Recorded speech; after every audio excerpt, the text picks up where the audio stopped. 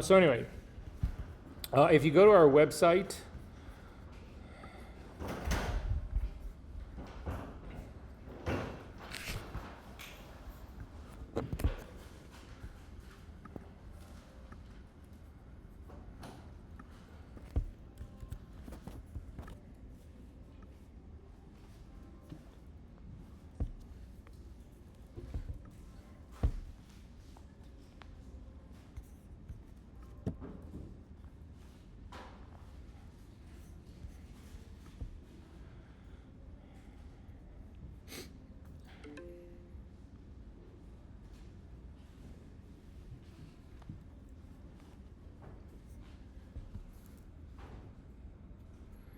I have added something, so I'm going to go to our website. I want you to go to to our module week number 1, session number 1, and in the in the session resources here, because this is where it really belongs.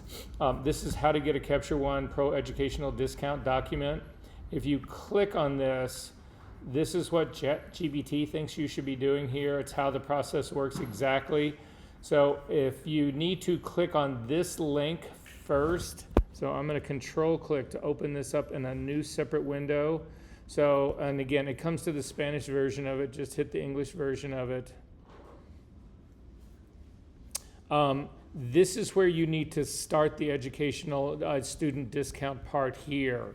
So if you get to this part, you're going to click on confirm as a student.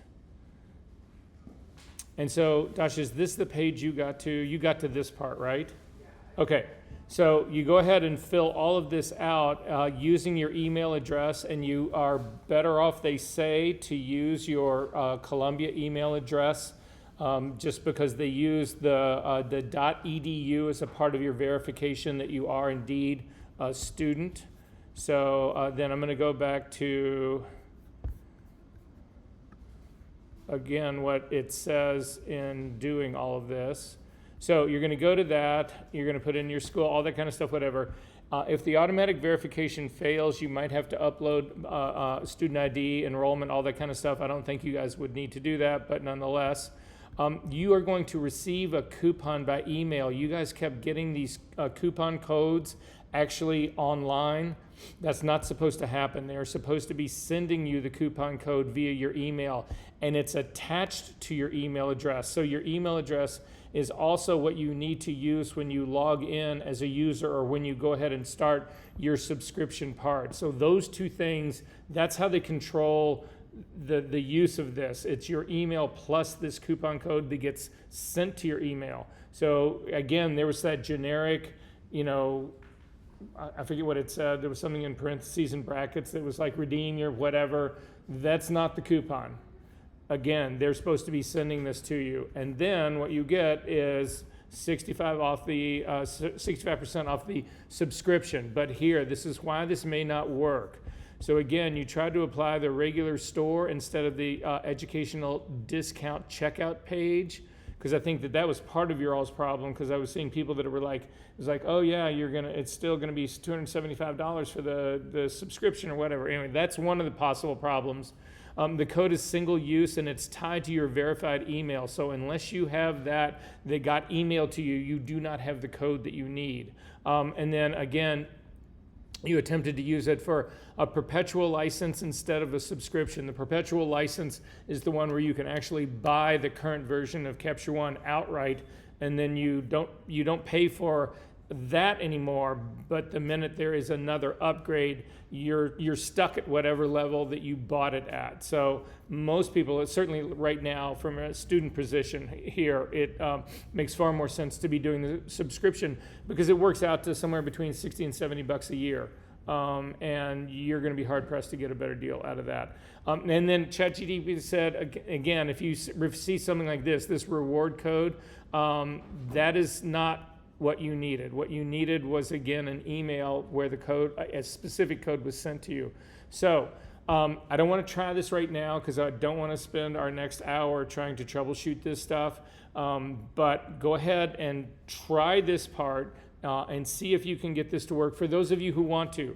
For those of you who don't, we're going to try to do I'm hoping to get through all of Capture One today that I want to get through. I mean, it's a gigantic program, so we're not going to get through everything, but what I want to do today is hit all of the bases that I think that you need for a digital tech or assistant role in this, and also for your own work. This isn't just for that part of it all, but that part's important.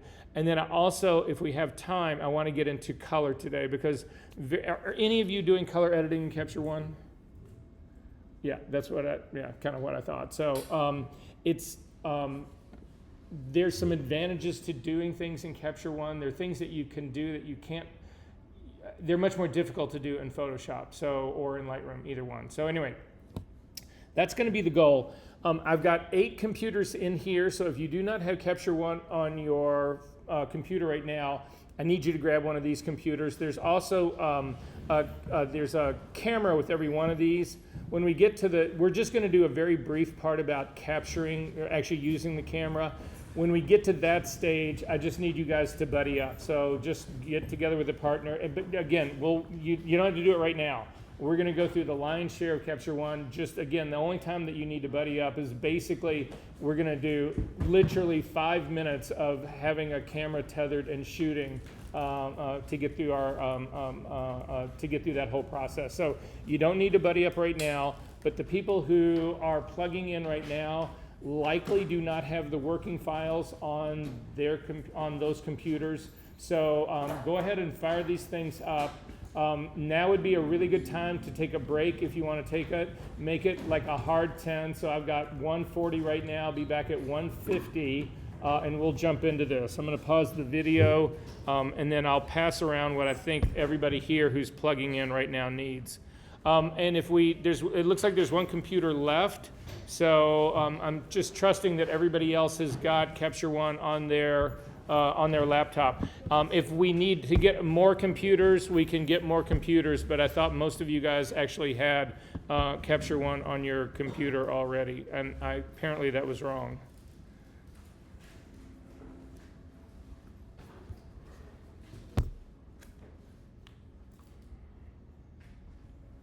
Okay, we are going to sort of start at the very beginning of all of this with some strategies that I think might help you out.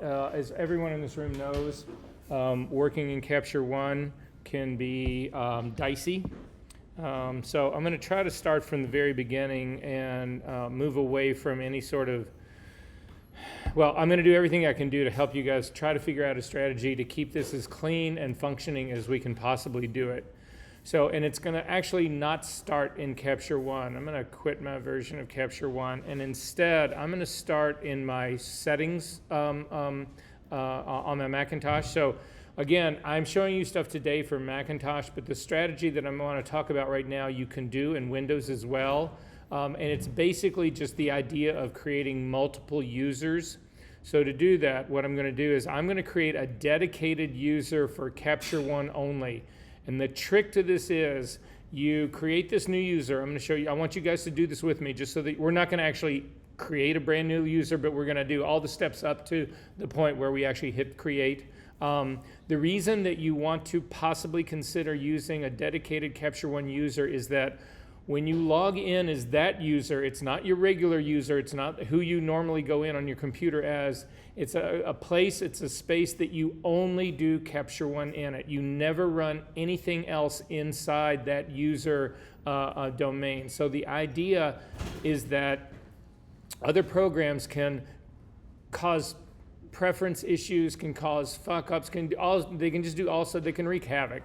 So if you have this dedicated user where you do nothing but use Capture One in, you really lower the possibility that some program that you're running has done something that has messed with Capture One and screwed it up. So the way you actually create a new user is if you come up to the Apple menu, down to System Settings, and then come down to, it's either going to be in Network or in Users. So I haven't done that on this new version of this OS, so give me just a second. Oh, here, just do a search for network. And right here, you'll get users and groups. So if you click on users and groups, this is where you can add a brand new user. So you would click on Add New User, and it'll open up a dialog box and say, well, you need to put in your password because you need to be an administrator to actually do this. And in this case, it's not using my fingerprint. It's actually making me put in my physical password. I'm going to hit unlock, and it's going to say, okay, new user. And in this case, you want to click on this drop-down menu, and you want to do this as an administrator. You want your Capture One user to be fully able to control everything on this computer, and that has to be an administrator. And then your full name, and it would be Capture One Pro.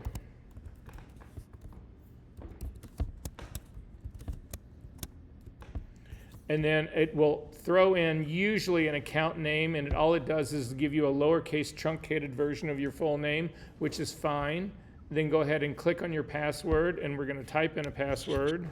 I use the same password that I use for my regular account as well. Enter password that's 4 characters or more, so that part's fine. It's going to ask you to verify that, so type in the password for that as well. And then you can put in a hint if you want to. And then you hit Create User. And what this will do is it will create a second user so that when you go to log in, like you've seen on these computer screens here at the studio, they have multiple users on this. You will have all of the stuff that you've done is still going to be fine. You'll still have your account, but you'll have this new account as well. And with this new account, this is where you would do all of your Capture One work. And again, you do everything you can not to open another application in your Capture One environment. Now, a lot of times you're going to have to actually log in to probably a browser, so you might open Chrome or Firefox and all that, but you do not want to open music. You don't want to open any of the Microsoft Suite. You don't want to open anything. You don't want to open the Adobe Suite unless you have to. So again, you might have to do Photoshop in this one as well, or Lightroom in this one as well. But everything else that you can avoid, you want to avoid. I'm going to hit cancel out of here because I don't want to create a new user right now, but that's actually how you would do it. So, and then we need to fire up Capture One. So I'm just going to click on Capture One to go ahead and fire it up. Everybody do the same thing, please.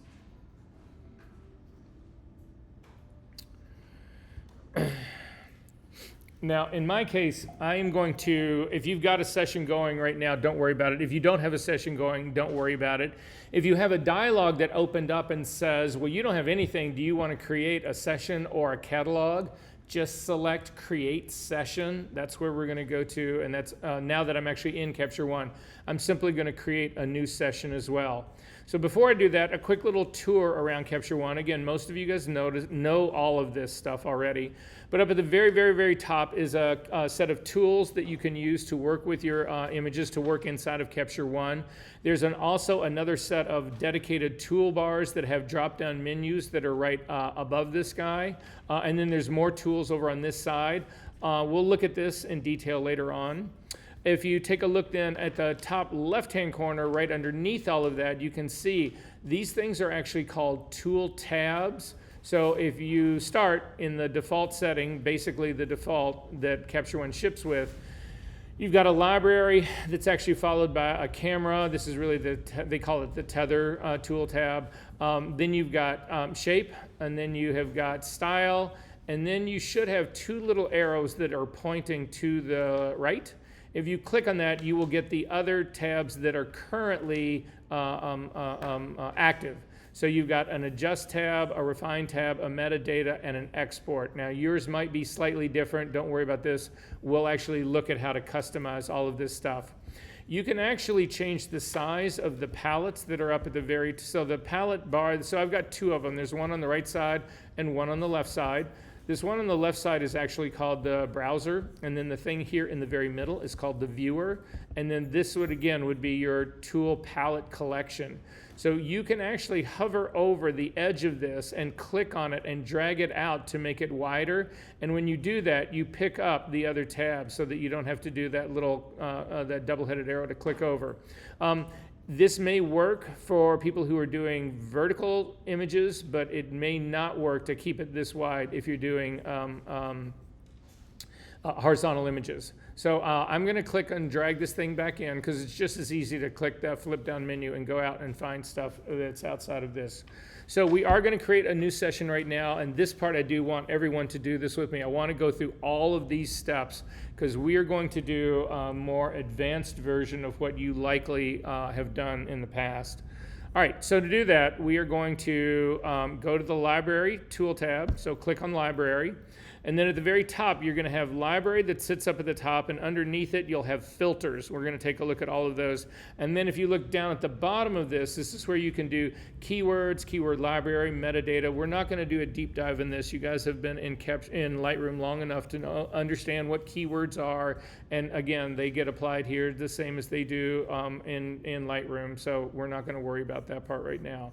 So, but up at the very top, you have, if you take a look at this library, there is a drop-down menu right here. This drop-down menu contains the last set of sessions that I've opened. So this remembers the last 10 that you've opened, and you can go back in time, and if this session is actually connected to your computer, because there are times where you'll actually take these sessions and you will offload them to your digital archive or to someplace else. When you go to actually pick on that session, if it's missing, it'll just tell you that it's missing. It didn't have access to it.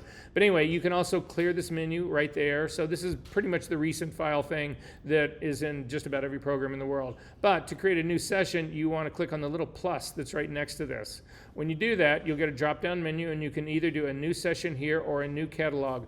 We do not use catalogs in this class. Nobody really uses catalogs. Well, I take that back. I'm just going to, the difference in these.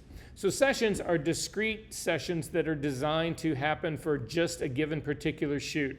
So again, when I shoot for like Neiman Marcus, and it's one-day shoot, I go in, we create a session for that day, and then that's it. That's the whole exclusion of it. And then if the next day I'm working for Saks, again, it's a completely different session. It keeps those two apart. I do not want to mix the work that I'm doing with Saks with the work that I'm doing with Neiman's. I want to keep those discretely apart.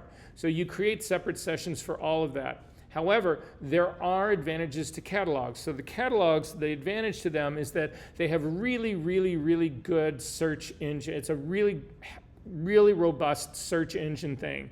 So it allows you, if you've really been good about your cataloging, if you've done your keywording and all of that kind of stuff, you can find stuff really easily, and it spans it spans anything that's in the catalog.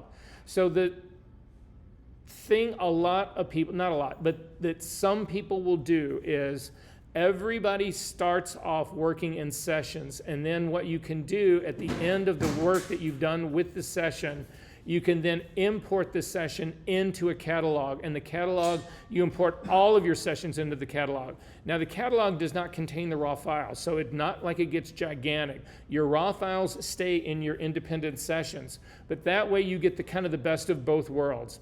I'm not going down that road because that's not how I work. I do not keep a catalog of all of my work. I keep all of my stuff discrete. I'm happy if you have different needs and want to talk about exploring that strategy a little bit more. I'm happy to actually meet with you, and if we have some time in some other class, then we can look at that. But to be honest with you, this is going to be one of those bruising days, and you are not going to want me to jam any more information in you than I already have. So you can start here by clicking on New Session, or you can come up to the File menu and come down and do the exact same thing here. It's the exact same thing. So I'm just going to hit on New Session, and it's going to open up, and we're just going to build a session that I would use for today. So for today, we would start with the year. So it starts with the year 2026.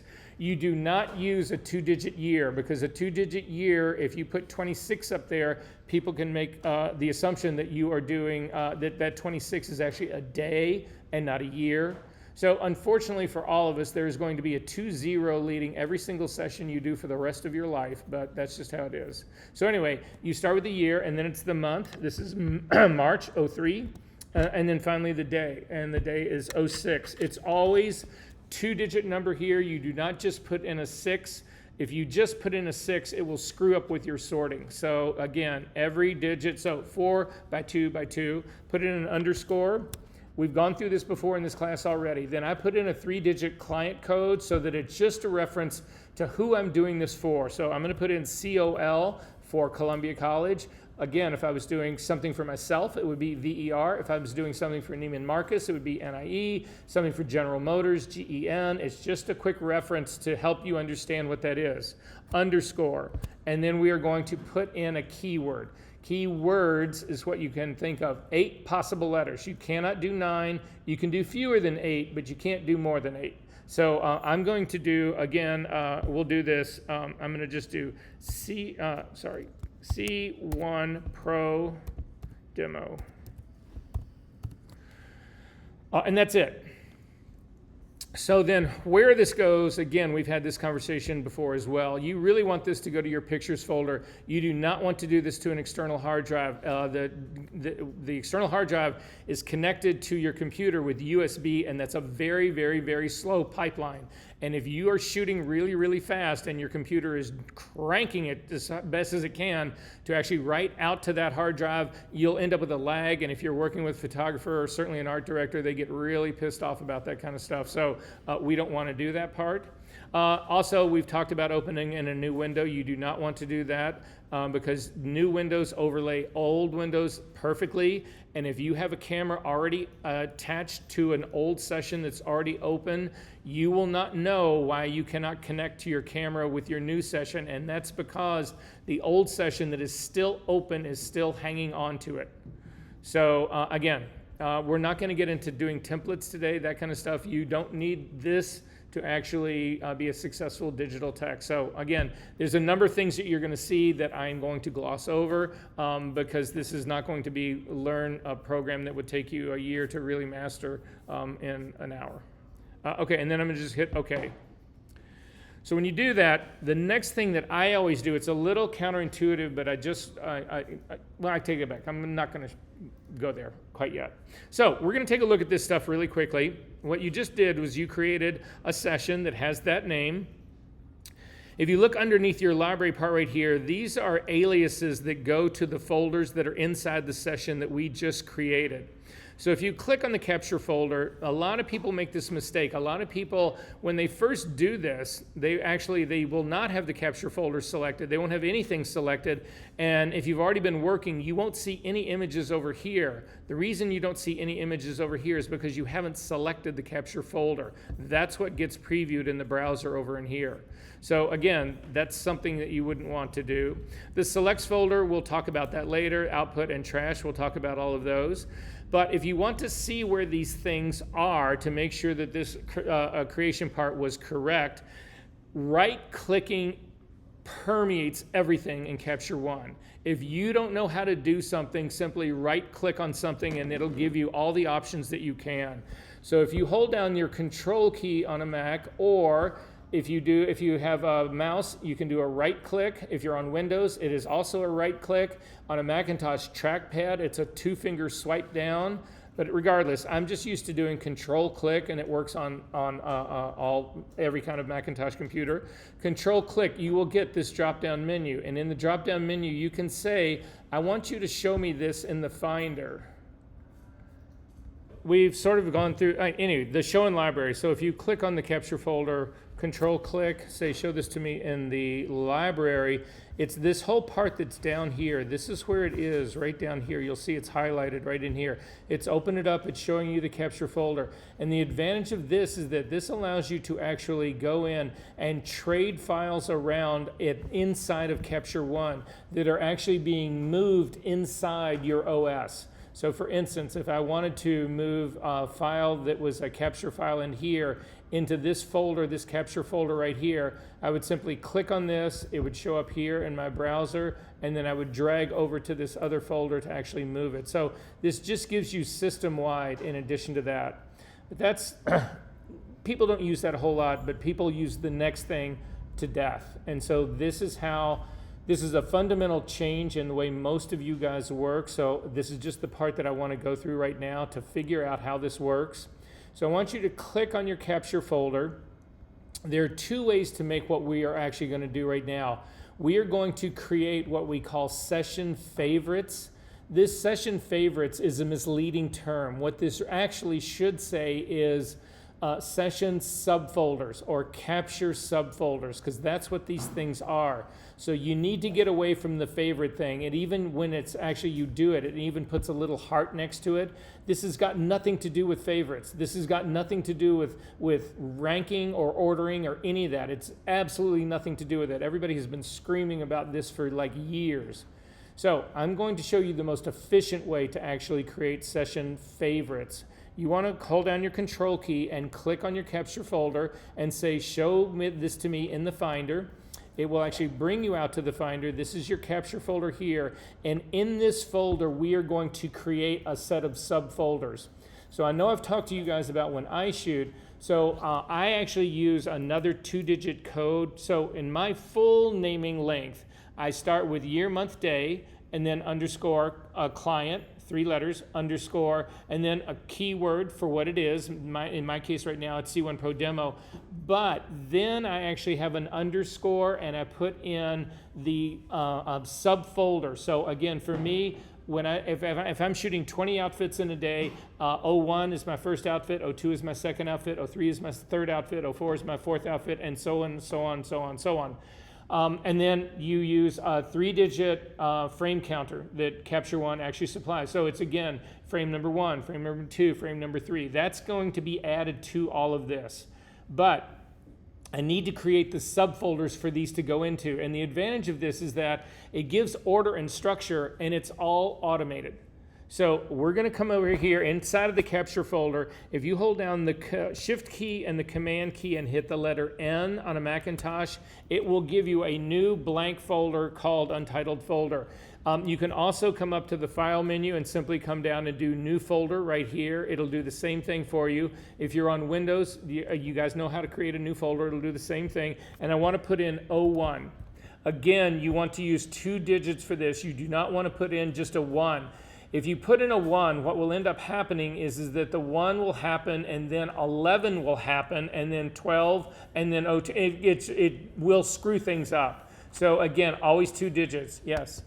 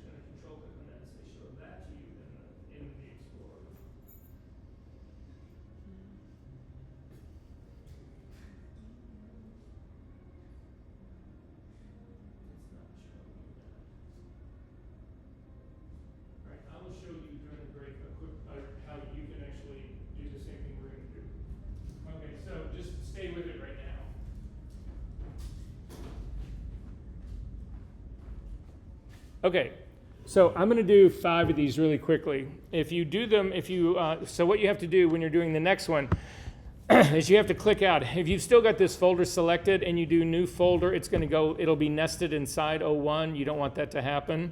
So again, click just right below it, Shift Command N and 02. Click underneath it, Shift Command N, 03. Click underneath it, Shift Command N, 04, and then one last one, 05, And then what you're going to do is you are going to select all 5 of those. You need to be able to see your capture one, and you need to be able to see the session favorites. So make sure that you can scroll down and see these, because we are going to drag these over to, we are going to drag these over to session favorites. And you'll see there's a little 5 that'll show up here, and you can let go and it will actually add them in. So this is just the faster way to do it. If you didn't want to do that, the other way you can do it manually is inside of Capture One. So everybody do this again with me, and this is how you can actually add a folder right now. So click on this plus right here. It's actually going to open up a dialog, and you actually need to then navigate to your folder. Again, it will be the very bottom one of your list, because this is all in chronological order because of how we're doing this. So click on this. Inside your capture folder, click on that. Oh, fuck me. That is not what I wanted. Plus again, again, in the capture folder, click inside this space, and then you're going to click new folder, and you're going to name that 06 and say create. And then 06 will be in there, and you're going to click on add, and then 06 will be right in here. Now you've got a capture folder in here. This is actually the parent. We do not want the parent in there, so I'm going to click on the minus to get rid of it. So these now are sub-sessions that happen. So again, this is going to be my shot 1, my shot 2, my shot 3, 4, 5, and 6. So as soon as you get this set up, your next move is into the tether tab. And in the tether tab, we need to change the capture naming, this part right here. So look down in the tab, there'll be a thing that says next capture naming. You want to open this up, and then if you click on the little 3 dots next to this, it'll open up the, not the little 3 dots next to that, the little 3 dots next to the file format name, those 3 little dots. It'll actually open up the naming format control dialog box. So in this dialog box, we are going to eliminate the camera counter. So you can type directly into this box, or you can use these things down here that are called tokens. You can drag them up. Right now, camera counter, you don't ever want to use a camera counter. It works off the number of times your shutter fires. But most cameras can only count up to 9,999, and then they reset. So you run the risk of actually, if you shoot enough, creating a file name that would be the same as something that you shot in the past, and it'll overwrite that file. You don't want to do that. So anyway, I'm going to hit delete to get rid of this guy. I am going to put in an underscore, and then you need to scroll down into the tokens, and what you're looking for is the destination folder name.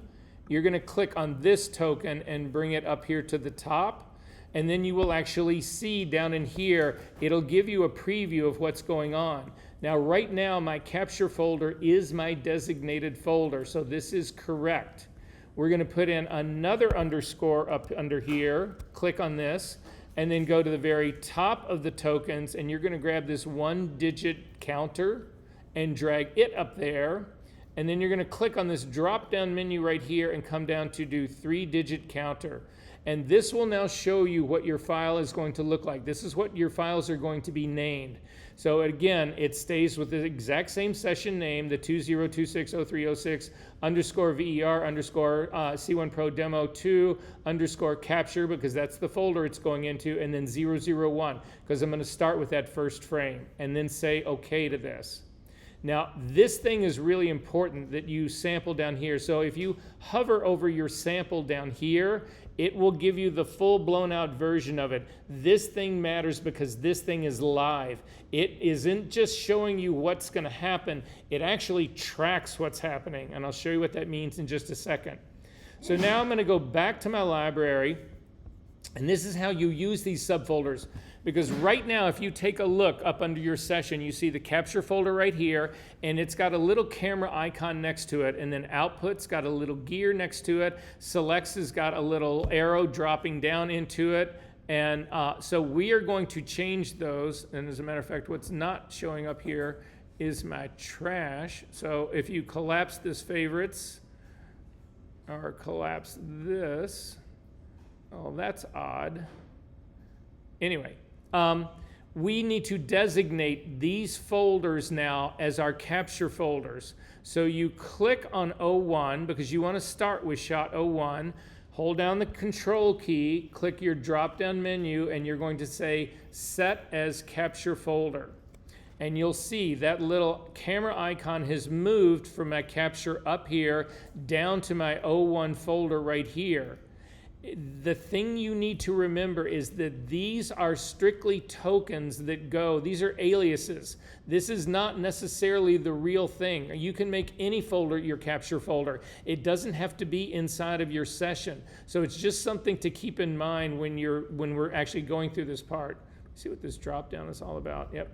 So you can do it here as well. Another new feature of this. We used to have to go down to favorites to actually do this all. But if you go back to your tethered now and you take a look at your naming convention, you will actually see that it has changed that capture to 01. And so in the preview right here of your sample, in the full preview, you can see it has picked the file name and then 01 because I'm doing this into shot 01. If you come back to your library and hover over 02 and control click it and say set this now as my capture folder and then go back into your tether in the naming, you will actually see that that 01 has changed to an 02. And you can go back and forth between these all you want. So I'm going to go back. I'm going to set 01 as my tethered is my capture folder. So again, control click, set it as 01. And now I'm going to pause the video right now because I need everybody to connect a camera to this. So I'm going to pause the video. So for the people who are on their laptops, that's fine. Just buddy up with somebody who's got a camera so that you can see basically what's happening here.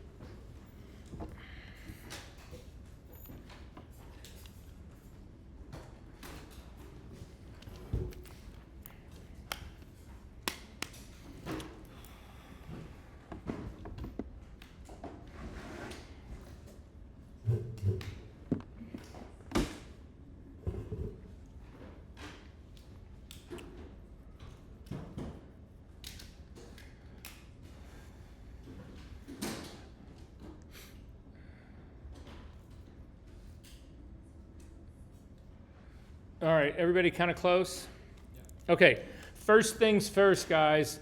Check your camera. Before you turn it on, if your camera's turned on, turn it off. And then you want to open up the SD card slot and see if there's an SD card in here. If there is, take it out. This is just another sore spot. It should be fine. You should be able to work with an SD card in here. But again, you know how finicky Capture One can actually be. So again, word to the wise. So, oh yeah, this is still recording. Good. Okay. So back in Capture One. So I'm going to take out my SD card. I'm going to put it in a safe spot, and I'm going to turn my camera on.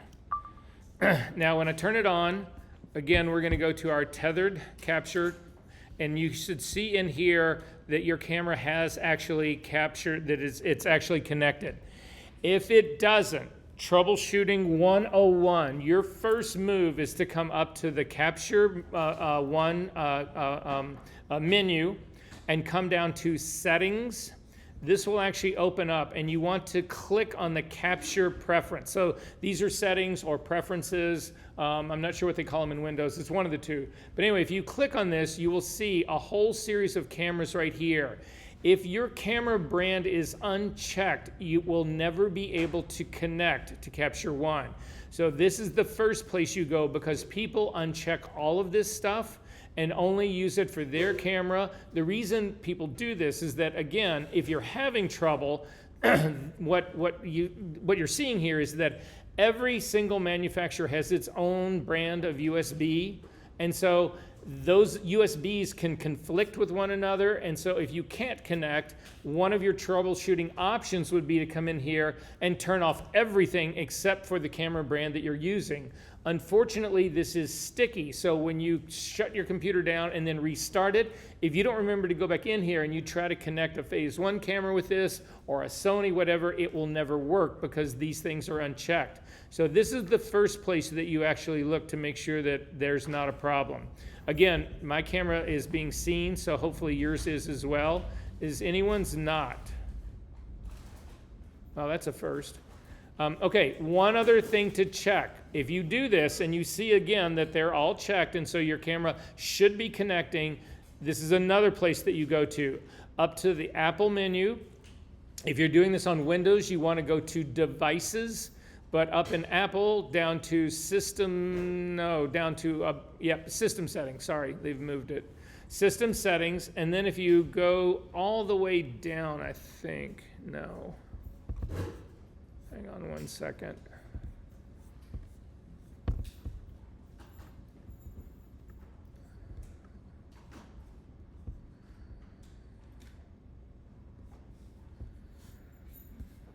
Hang on one second, guys, sorry. Yeah, try a different way. Instead of Settings, go up to the Apple menu and come down to About This Mac, and underneath it, there's a More Info button. Click on that, and it will take you to where we need to be in this, and then it's all the way down at the bottom. So it's in the General tab of Settings at the very bottom where it says System Report. Click on that. It will open up a window, and this will tell you everything about what's going on in your computer. And you want to come down and click on USB. And when you click on USB, up at the very top, you should see what is all connected to your camera via USB ports. And you can see right here that mine says Canon digital camera is connected. So if I'm not connecting here in Capture One, but it shows up in that report, then you know that your camera is good, you know that the cable is good, you know that the problem is something else. It's something either in Capture One, or it's a preference, or it's something in there. But this is showing you that your computer can actually see it can actually see the camera. So this is not, it's not your camera, and it's not the cabling. So this is an important one to actually be aware of and to know about. So this part's looking pretty good for me. So I just want to shoot some pictures here in the classroom. So I'm going to come back in here. I'm going to set my ISO to 400. I'm going to set my f-stop all the way open to 2.8. I'm going to set my time to a 15th of a second. And this is just a wild guess. And I'm going to take some pictures. So I just need everybody to shoot some frames. I don't really care what it is, but you just need to shoot some frames. And wow, Verser, you should be a light meter yourself. You just picked up on what that was, because that's pretty close exposure. Good. And so again, shoot off some more frames. I don't care what you're taking pictures of, but I need you to shoot like 3 or 4 frames. Sorry. Yeah, and that's enough. So again, just at least 3 or 4 frames. All right. So then if you take a look at your next capture naming, this is what I was trying to tell you. Go ahead, shoot your pictures, then I need you focusing on this screen again.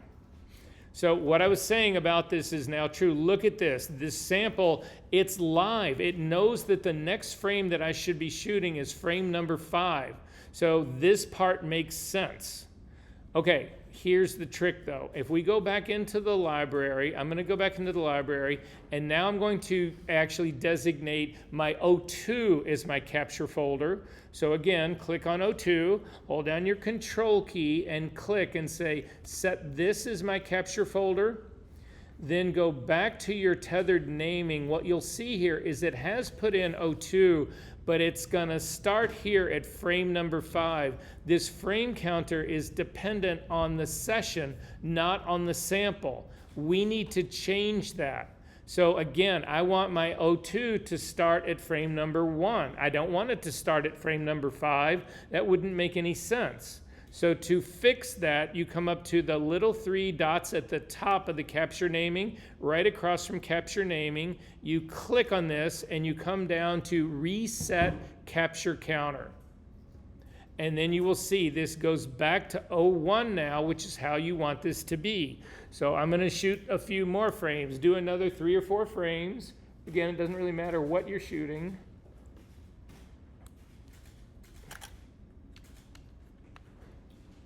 So when you're changing the folder, you should always reset the counter. Yep. It gets even more complicated, so hang on. So I'm going to only do, actually I'm going to do more than 5. I just want everybody to realize what's going on here. So do like 10 frames now, just so that you can see we've got a very different number. So down in my frame counter, right down in here right now, you can see now it's starting at frame number 9. That's going to be my next shot, would be 09. Although the art director just comes in and tells me, we need to do more of shot number 1. We had the wrong shoes on. Okay, fine. Go back in your library, click on 01, hold down your control key, click on the drop-down menu and say, set this as my capture folder. Then come back to the camera naming in here and you will see it did go back to 01, but now it's going to start my count at 09. I only have 4 frames in here.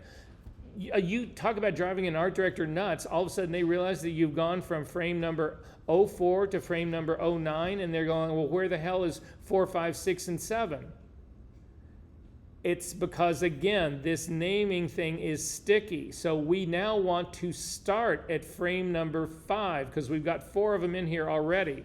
So you go to that same little 3 dots, click on it, and now at this stage of the game, we are going to set the capture counter. And we are going to put in 5 because it'll put in the zeros for you and say, okay. And now again, your frame counter will pick up from where we left off. So my next capture now is going to be frame number 5. Is this making sense to everybody what's going on? So again, these subfolders are a lifesaver, but if you get the capture counters screwed up, it'll just be all over the place. So if it is all over the place, we can fix that. So let's say that in our situation right now, we named something wrong. Oh my God, the title name of it is completely wrong. If you hover over the thumbnail of this, so I'm just going to hover over the thumbnail of frame number 1 at the very top. If you hold down your control key and click, you will get a drop-down menu and you can do a rename. And if you click on rename, it'll simply open this up and you just retype it the way you want to retype it. I'm not going to do that right now. I'm just going to click to the outside. If you want to do a batch rename, which is what I am going to do here, I'm going to select the top file, the top thumbnail. I'm going to come all the way down to the bottom and hold down the shift key and click the bottom one. Again, then just control click on any one of them. It doesn't matter which one. And it'll come to batch rename. And in batch rename, what this will actually do is it's going to offer you to work with those tokens and counters again. So in our case right here, the job name is where the problem actually is. So let's say that I had the wrong date in there. You can click on job name and you could put in 202603. If it was yesterday, not today, 05, that would give me the correct date. Then again, I'm going to click on the menu here, those 3 little dots to open this up, and I want the rest of my image to be the same. So I'm going to do an underscore destination folder,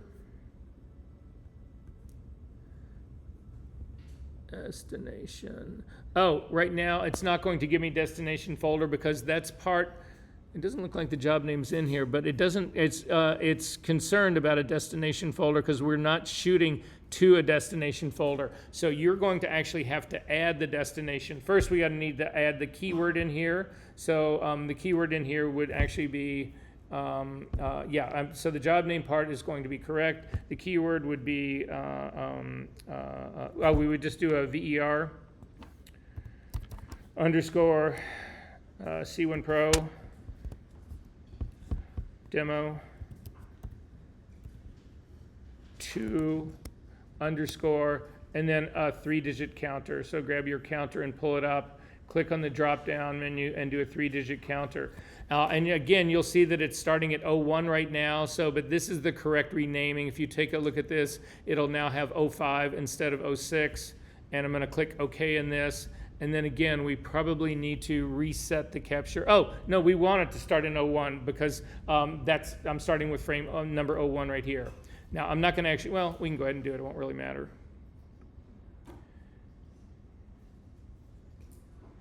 Anyway, so that's how we do batch renaming.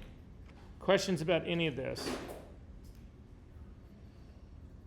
Okay, while we are here, we've got a whole set of frames that are selected right now. If you do not see multiple frames right now in the, so again, this is the browser, this is the viewer right here. If you don't see multiple images in here, it is because you have this little box up here unchecked. If you uncheck this part, I still have all of these selected, but you'll only see one of them. So if you click on this, then you'll see all of them. The next one over doesn't really matter a whole lot to us. These are proofing margins. So if you were actually shooting and you knew something was going to go to press and you needed like to give room for a full bleed or something, this is where you would actually work with that part. We are not doing that in this class. The next one over, if you click on this, mask visibility is all about color correction, so we will get to that later. So at any rate, any questions about this other part so far? How do I get into the gallery view? Say what? The gallery view of all of my frames. So it's the first, you've got it over there, so you just need to select them all. Oh, okay. Okay. So I want to start with, well, actually, we can start with this. We can still do this with this. So if you have a bunch of them selected like this, it's really hard to unselect one because if you just keep going around here, it keeps them all selected. If you come over and you click on your thumbnail, it just selects the thumbnail. So the trick to getting rid of all of these being selected is you have to put your cursor just outside any of the thumbnails or the frame. So I'm going to put mine right here in between the name and the thumbnail underneath it and click once. That deselects everyone, and then if you click on a single frame, now you've got something that you can look at, a single one. Keyboard shortcuts that matter here. If you hold down your space bar and double click, it will zoom you in to 100%. If you double click again, it'll zoom you back out to fit into screen. If you've got 2 images selected, so I'm going to hold down my shift key and select a second frame. You can also hold down your command key and select frames that are not in order. So I'm selecting the top 2, skipping one and going to my next one. But now I want to actually move in and out of all of these. So if you hold down your space bar and you double click on just one of them, you'll zoom in. Double click again, you'll zoom out. But if you hold down the shift key along with the space bar and double click, you will come into all of them, and then double click, you will go out. With the space bar and the shift key still down, you can click and double click and move in. You can move around your images and it will move all of them. If you then let go of your shift key, then you only move a single one. So this is a great way to, if you've got, say, you're doing headshots of people and you want to zoom in on all of them really quickly, you can have an unlimited number of files that you're zooming in and out of at the same time. And then if they're not moving a lot, you can use this to reorient and you can get everybody's head into the screen. So if you wanted to go in like and inspect expressions on a face or make sure that they're all in focus or anything like that. So it just allows you to do this as a gang, as a grouping here. So that part actually matters quite a bit to us. while we are here, I'm going to double click on I'm just going to click in the center again to get rid of one. I'm going to click on a single frame. Doesn't matter which one. I like this one better. I'm all the way zoomed in on this. So again, space bar, double click, and you'll zoom back out. To then look at other things that are going on up here in the toolbar at the very top. I want to talk about this a little bit. You've got a series of buttons that are import and export. The export here is a limited version of this export right here. This export right here, if you click on this export, you will actually see down at the very bottom that you've got a queue, an export queue. So you can gang process files. This is all just about creating TIFF files, Photoshop files, JPEG files. That's what all this processing, this export part is all about. However, if you go to this export dialog up in here and click on this, this gives you a dedicated export thing, and it looks at the beginning like it's somewhat the same. You will have all these recipe profiles in here. Don't worry, we'll get to recipes later. But as you go down to the bottom, you'll see you do not have queue down here. And the advantage of having a queue down here is that you can pause your processing. You can actually reorder the files that are in your queue. The advantage of this is that the way most digital techs work is they want to get ahead of the processing that they're doing during the day. So if you knew you were going to process every single one of these files as a TIFF file, during breaks between shooting, you would start processing. You would grab all of these files, and then you would actually pick the export for a TIFF file, click on it to process it. All of them load up, and they just start processing. But then when the photographer wants, or you as the photographer want to start shooting again, you want to pause the processing because this takes a lot of computing power, and it robs it from you and doing your tethering capture stuff. So you would pause the processing in the queue, go back, do your other shots, whatever. The queue, it keeps track of everything. So even though I've got files from my shot 01, files from my shot 02, files from all three, they're all loaded in this same queue. So none of that part is actually kept separate. So again, this is just a very smart thing to do about teching. It gets you ahead of your game so that at the end of the day, you're not faced with having to sit there for 4 or 5 hours while you process everything that was shot that day. This lets you get ahead of that game. So anyway, that's what the two buttons up at the very top are about. As you start to work our way over, culling, I have no idea what that is. It's new. Share online, again, we're not going to get into that part right here. The next button down is a reset button, but this is a global reset button. So when you make changes on your fold on an image, so I'm going to click on this image. The one thing that I have not done to this thing is white balanced it. So to white balance it, if you click on your tether capture, there's a white balancing tool right here.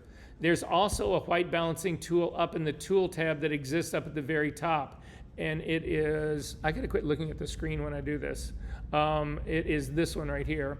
So in this one, you can actually pick a white balance tool, click on it, and then you just need to click on anything that should be neutral gray. This top is a little bit too light, but the back side of it is probably fine. And you click on that, and it actually has white balanced that, which I found hard to believe. I'm going to try white balancing based on my computer. That seems a little bit better to me. I'll put in a, but this is off. This is actually considerably way off. But I just want you to see that there's something that's actually changed on this.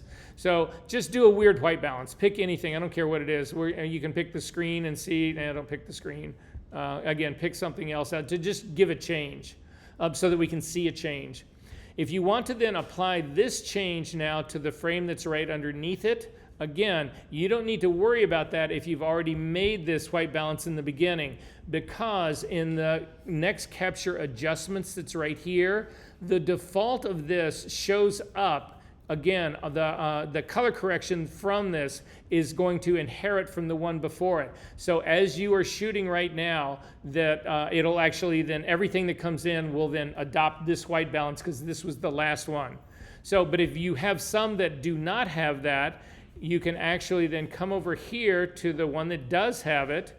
And then right now we are missing stuff up at the very top in this tool tab. So you need to click on the double-headed arrow that's all the way over here to the side, and this will actually get you to copy and apply. So you can't see it right now. So again, I'm gonna see if I can't get this. I'm gonna modify what I've got going up in here, which is the part that I was really trying to get to anyway. So to modify the whole tool tab up at the very top, you control click on the tool tab and you come down and say, you want to customize this toolbar. And it will open up, and this will actually give you all the possible tools that can live up here. So I'm going to move where my copy and paste of adjustments is because I can't get to it over here. And that could be because I've got this buy now. I had to load the trial of this to get this to work. So you can get rid of tools here as well. And I am going to get rid of several tools up here. I'm going to grab this auto adjust. Nobody uses this. So I'm going to grab this and simply drag it off and let it go. And it's now gone. In its place, I'm going to actually put the copy and paste adjustment setups, which are right here. I'm going to drag those up right here and put them here and let go. I'm also going to grab, while I'm here, there is a single one that just says copy and adjust. I'm going to put that one right next to it. These are spacers that are in between. You can actually pull the spacers out if you need more room. I'll be interested to see if they let me pull. Yeah, they let me pull by now out. I like that. And then I'm also going to pull a spacer out. And then I'm also going to pull my capture one out.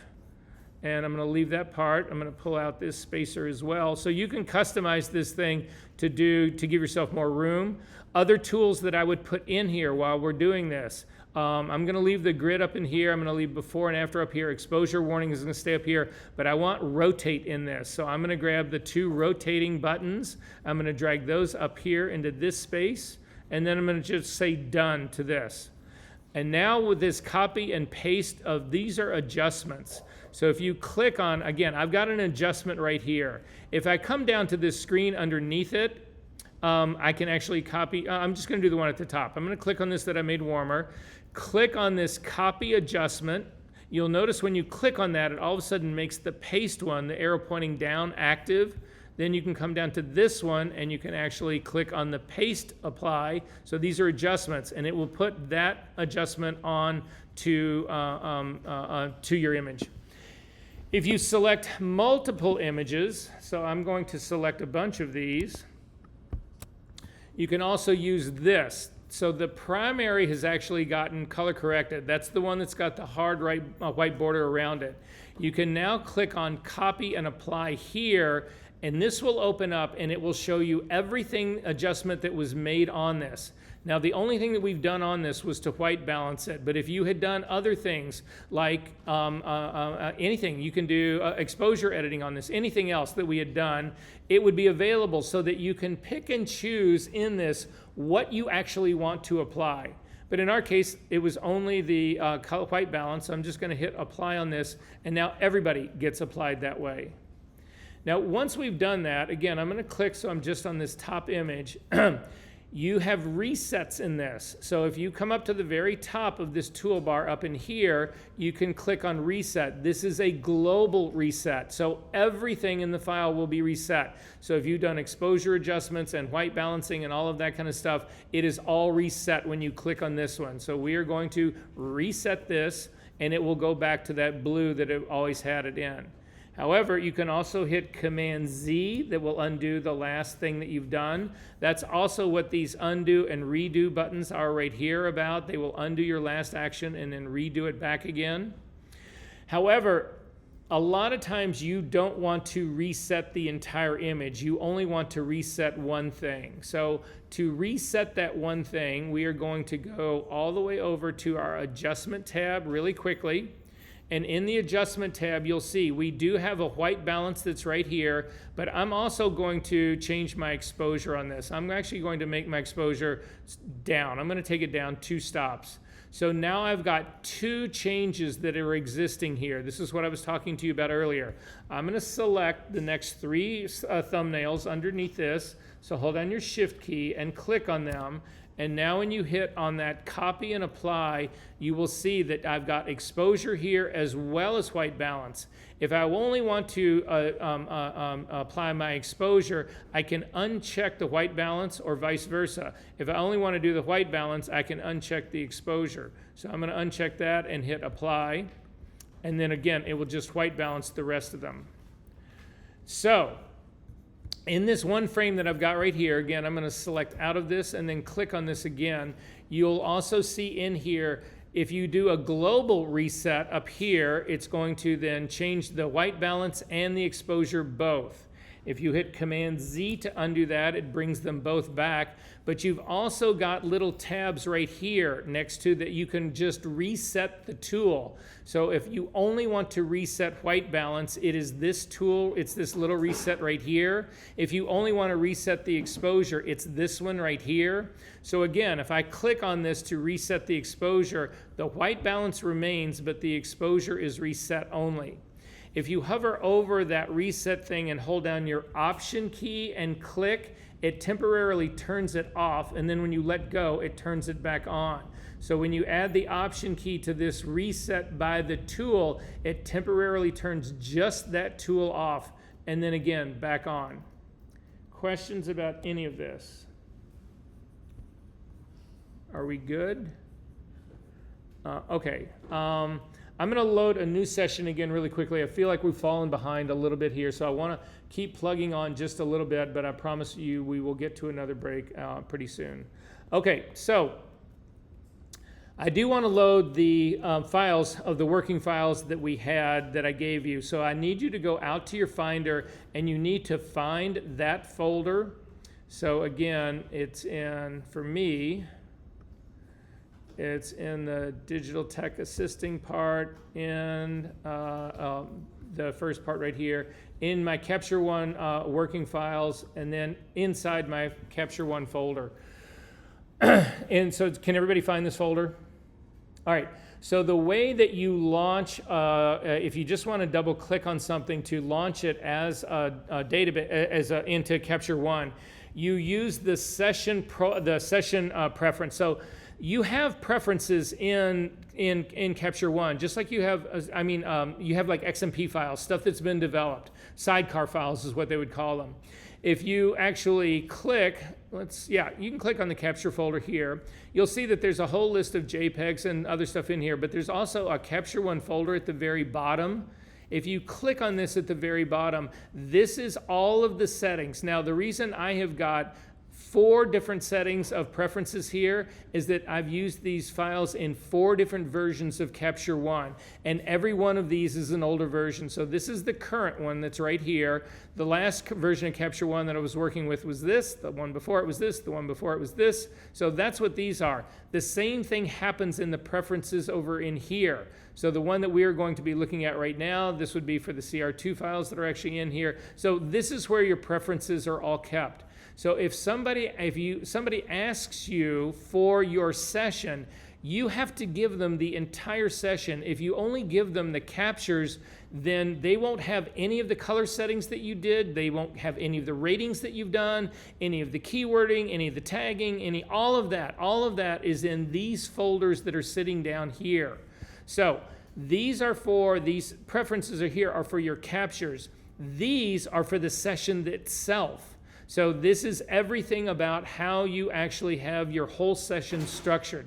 This is where the session knows that you have subfolders that have been brought in here. This is where it knows all of the settings that you've done in terms of what is the capture folder, how it's been designated. None of these capture files themselves would ever have that information. So to launch this, to open it up into Capture One, you double click on the session preference file. Now, if it's an older one, like this one is for me, you have a chance to upgrade it. And so if you click Upgrade, this is now going to upgrade to the latest version of Capture One, which gives you primarily a new color engine. That's usually there's other updates that are happening in the interface and that kind of stuff, but nonetheless, if you go back now and take a look at where that just happened, you'll see I've got another backup now. So I've just added a whole nother one because this is the preference for my entire session.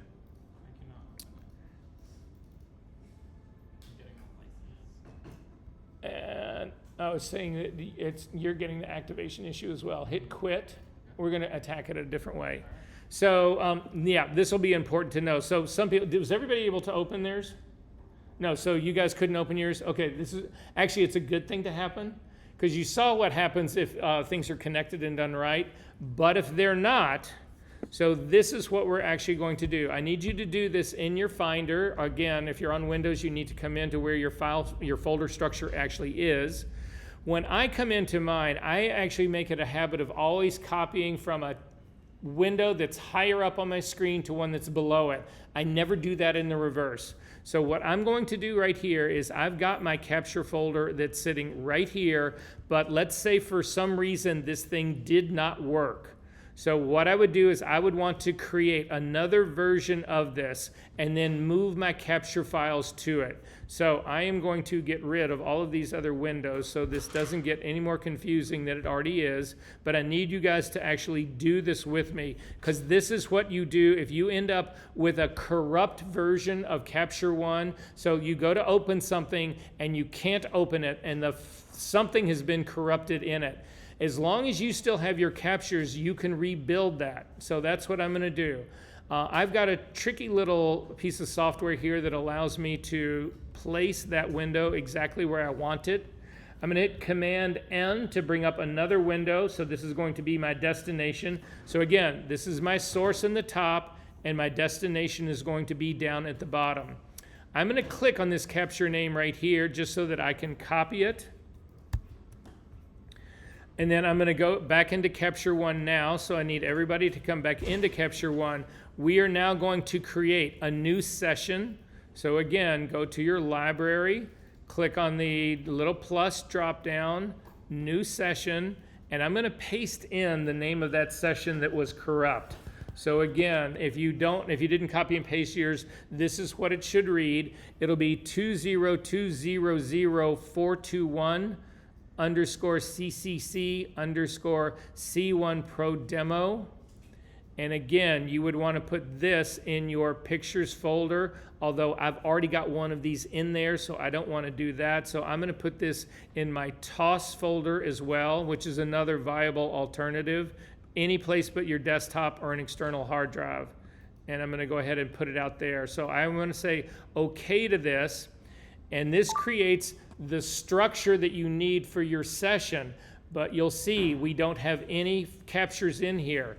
If you click on your capture folder, you also don't have anything in here, but that's what your first move would be.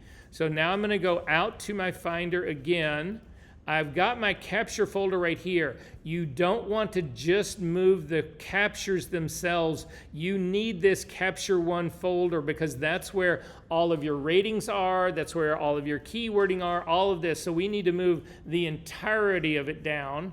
So this is my source. This is my corrupted session right here. I'm going to come down to my TOS folder. And I'm going to say, I want you to show me where the last thing is that I put in here, my date added. And up at the top, this is my new version of this shooting up here.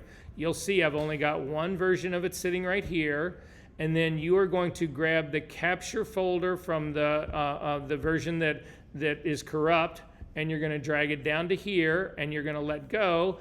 And it'll say there's already one there. Do you want to replace it? And you hit yes, I'm going to replace it. And now when you go back into your Capture One, you should have all of that is in here. Again, if you don't see any of your captures, you've got to click on the Capture One on the capture folder. But now you'll see you have star ratings in here. You have color coding in here. So this, in effect, has rebuilt that damaged session. Does this make sense to everyone? So it's a way to deal, again, sessions get corrupted and people think that they've lost everything, and they haven't lost anything. They just need to know how to fix it. Are we good on this part? Okay.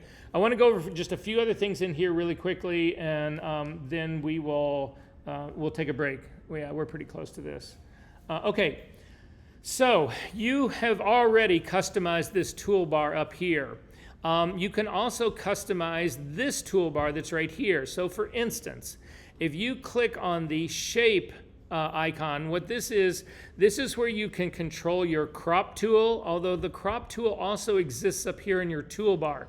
So anything that you can do pretty much down here, you can do up in here. So this is sort of redundant. This is where you can do rotation and flipping. This is also where you can do keystoning. Keystoning is when, again, if you go out into the field and you shoot a tall building without using a view camera and you just point your camera to the center of the building, you will get convergence at the top of the building. As the building goes further away from your camera, it gets smaller. It appears to be smaller. The building's not getting smaller. It just appears that way because it's further away from your camera than the base of the building.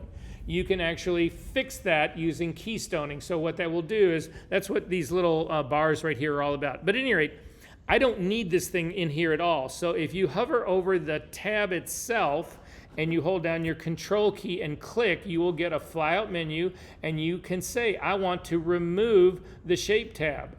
And it'll say, are you sure you want to do this? And you'll say, yep, I do. And it's gone. Now I can come right back to this same spot.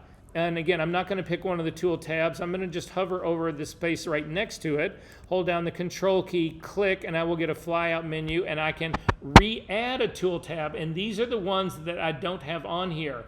And this is the shape one that we just got rid of. So I can click on it and bring it back. And you'll see if you click on these little arrows, it's sitting right here. So I don't need a lot of these things. So I'm going to keep my style and my adjustment. I'm going to drag my menu over. I'm going to click on shape, hold down my control key and remove shape and say, okay, remove. I'm also going to click on metadata and I'm going to remove metadata. And I'm finally going to click on refine and I'm going to remove refine. And now I can bring my tool tab back, and you can see I can now keep export, adjust, and style are available to me right now. But again, if you click on these little flyout menus right here, you can add any of those other guys here. So you'll also notice down at the very bottom, there is a custom tool tab. You can create your own tool tab. We're not going to do that right now, but you can. So at any rate, this is now what I've got going on inside. However, these are just the tabs. These are not the tools themselves. So for instance, I want everybody to click on their adjustment tab right now. When you click on your adjustment tab and you look through this, this has got a lot of the stuff that we want, but it's got stuff that I don't need. So for instance, I do not need my histogram. I don't do stuff based on my histogram ever. So I can click on these little three menus right down here and I can say, I want to remove this tool, and it's gone. Now, if I want it back, I can hover over the top here, hold down my control key and click on this and say add tool, and I can go right back to my histogram and come down to the bottom and I can add it right back. And so now histogram is sitting right here. If you want it to be at the top where it was, you can click on your layers and mask, collapse it. You can just click and drag these to reorder these. So this gives you a way to build in stuff that you actually want to build in here. But I don't need this tool tab, so this tool, so I'm gonna get rid of the histogram tool. I do want to keep layers and masks. I don't need style brushes right now, but I'm going to leave it there. But I do want to add something here, and right in this range down in here, in my exposure, my high dynamic range, right next to my white balance, because it is a color adjustment, I want to add base characteristics. Remember from last week when we were doing our custom ICC profiles, you use base characteristics to assign an ICC profile to something that already has been shot. If you are actually in your tether tab, so everybody come back to their tether tab really quickly here, you'll actually see down here where it has next capture adjustments, it says default for your ICC profile. If you still have your camera handy and you click on it, I'm going to turn mine off and then turn it back on. If you click on this drop-down menu, it should know that I've got a Canon camera attached to this. And this should not be reading default. It should be actually reading Canon camera. It's this Canon 5D, EOS 5D Mark II. That is the default. So it understands that that's what's going on.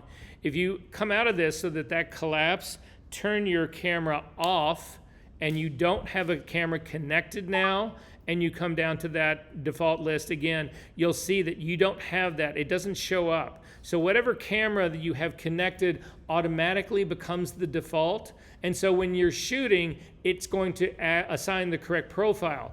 But this 5D Mark II is not this camera. This camera that shot this thumbnail right here, that is not this camera. This was actually shot with a 5D Mark II back in my younger days. Anyway, so to shift this, if you need to change it, again, I'm going to go back to my adjustment tab, tool tab right in here. I'm going to put it in right next to the white balance adjustment. So I'm going to click on this. I'm going to hold down my control key, click on the drop down, add tool, and I'm going to add base characteristics. And you'll actually see, if we don't see it right now, it might be at the very bottom. It is at the very bottom. I'm going to collapse that, and then I'm going to drag it up right next to my white balance tool, because that's really where it belongs. So keep dragging it up and put it right next to white balance, because these two tools work pretty much hand in glove. And you can see this was shot with a 5D Mark III, not the 5D Mark IV that I'm on right now. You can also see that this was last processed by Capture One 12. We're now in Capture One 16. If you wanted to upgrade this, we could actually change this by clicking on the upgrade and see what that image looks like. However, I want to be able to see which of these did a better job of this. So I'm going to pick, this is a little blown out right here. I'm going to go down to something that's down under this a little bit more. So just come down to an image here where it's kind of like the card. It's a general exposure. You should still see this same Capture One 12 right here. I want to see a before and after. I don't know, for all I know, this Capture One color engine for version 12 is better than this one. So I want something to compare these with. So to do that, what you're going to do is you're going to hover over this thumbnail. You're going to hold down your control key, click to get a drop-down menu, and you have two options for variants. So what variants are is they are just another instance of your raw file. They don't actually create another copy of your raw data. They simply do a version of what you've got already, a reference to it. However, there's two of them here. There's new variant and there's clone variant. If you click on clone variant, it will make a copy that looks exactly like any of the adjustments that you had put on here. So white balancing, exposure adjustments, anything that you've done on here is copied into this because we cloned that variant. You'll also notice that you have a number 1 up here and a number 2 down here. Those indicate that, again, you have got these are the equal variants. They are the same, looking at the same raw data here. So if you want to get rid of one of them, you simply pick one of them and hit your delete key, and it'll say, do you want to remove this from the document? And you're going to say, yep, I do want to do that. And you'll see you go back and you've only got one now, and that little numbering system is gone. If you want to, though, look at this file with no corrections on it and compare it to what you have corrected, you can actually, again, control-click, you'll get this drop-down menu, and you can do new variant. And when you do new variant, it will actually strip away any of the changes that you've actually made. Now, there's no changes that have been made to this file, so that doesn't, it looks like it's exactly the same. But I'm going to delete this key, I'm going to delete this guy, and then I'm going to do some wild change on this thing first. So I'm going to do the color sampler tool and, the white balance tool, and I'm just going to make, let's do something stranger than that. I'm going to do something weird. I'm going to make this image really weird like this. So again, if you hit this now and you do a clone variant, you'll get the same blue thing. Command Z to undo that. If you then hit the new variant, it'll give you a version of your file with everything reset on the file. So there is nothing in this file. So variants become important for us to be able to see differences. I'm going to get rid of this number 1 variant up here. So again, this has now got my upgrade engine number 12. This upgrade, well, this one's now already been upgraded because, again, I kept the second version of this. So I'm going to just do another one down here. So this is, again, got my Capture One 12. I'm going to do a clone variant of this. And now with my number 2 here, I can click on upgrade this engine. And it'll say, yep. So now this is the color engine for 2021, and this is the one for 12. And you look for it to see if you can see any real significant change. I don't really see any significant change in here, but under the hood, there are massive changes that are the difference in here. So I think this is a really good time to take a break. So I got 3:30, make it a hard 10, be back at 3:40, and we will head deeper in.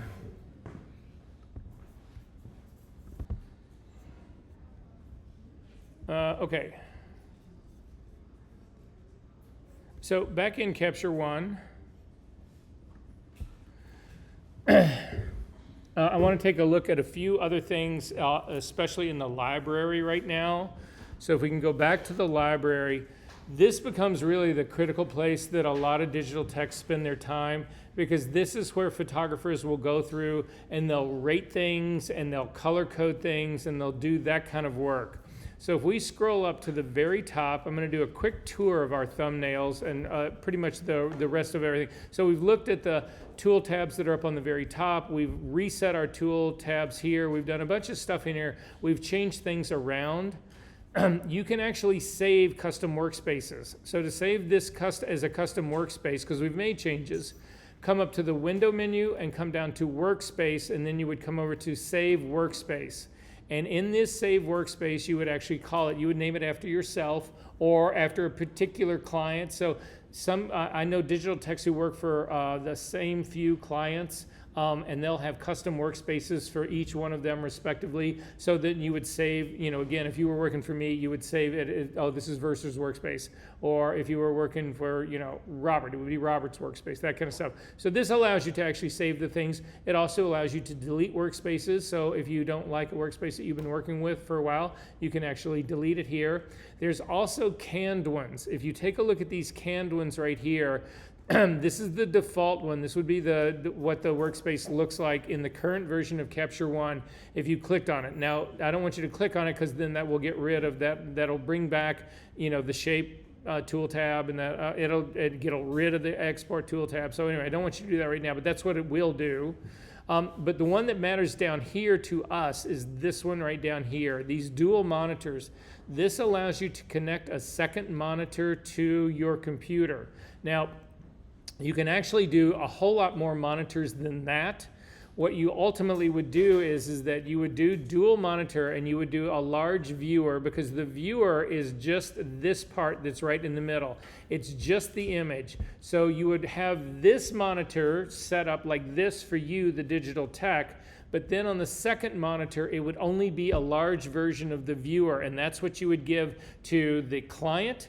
You can then daisy chain another monitor off of that to go to the art director. You can daisy chain off of that and send another monitor to your photographer, and then daisy chain off of that and send another one to the stylist. I mean, that's how I work. So, but again, that's in a fashion shooting context.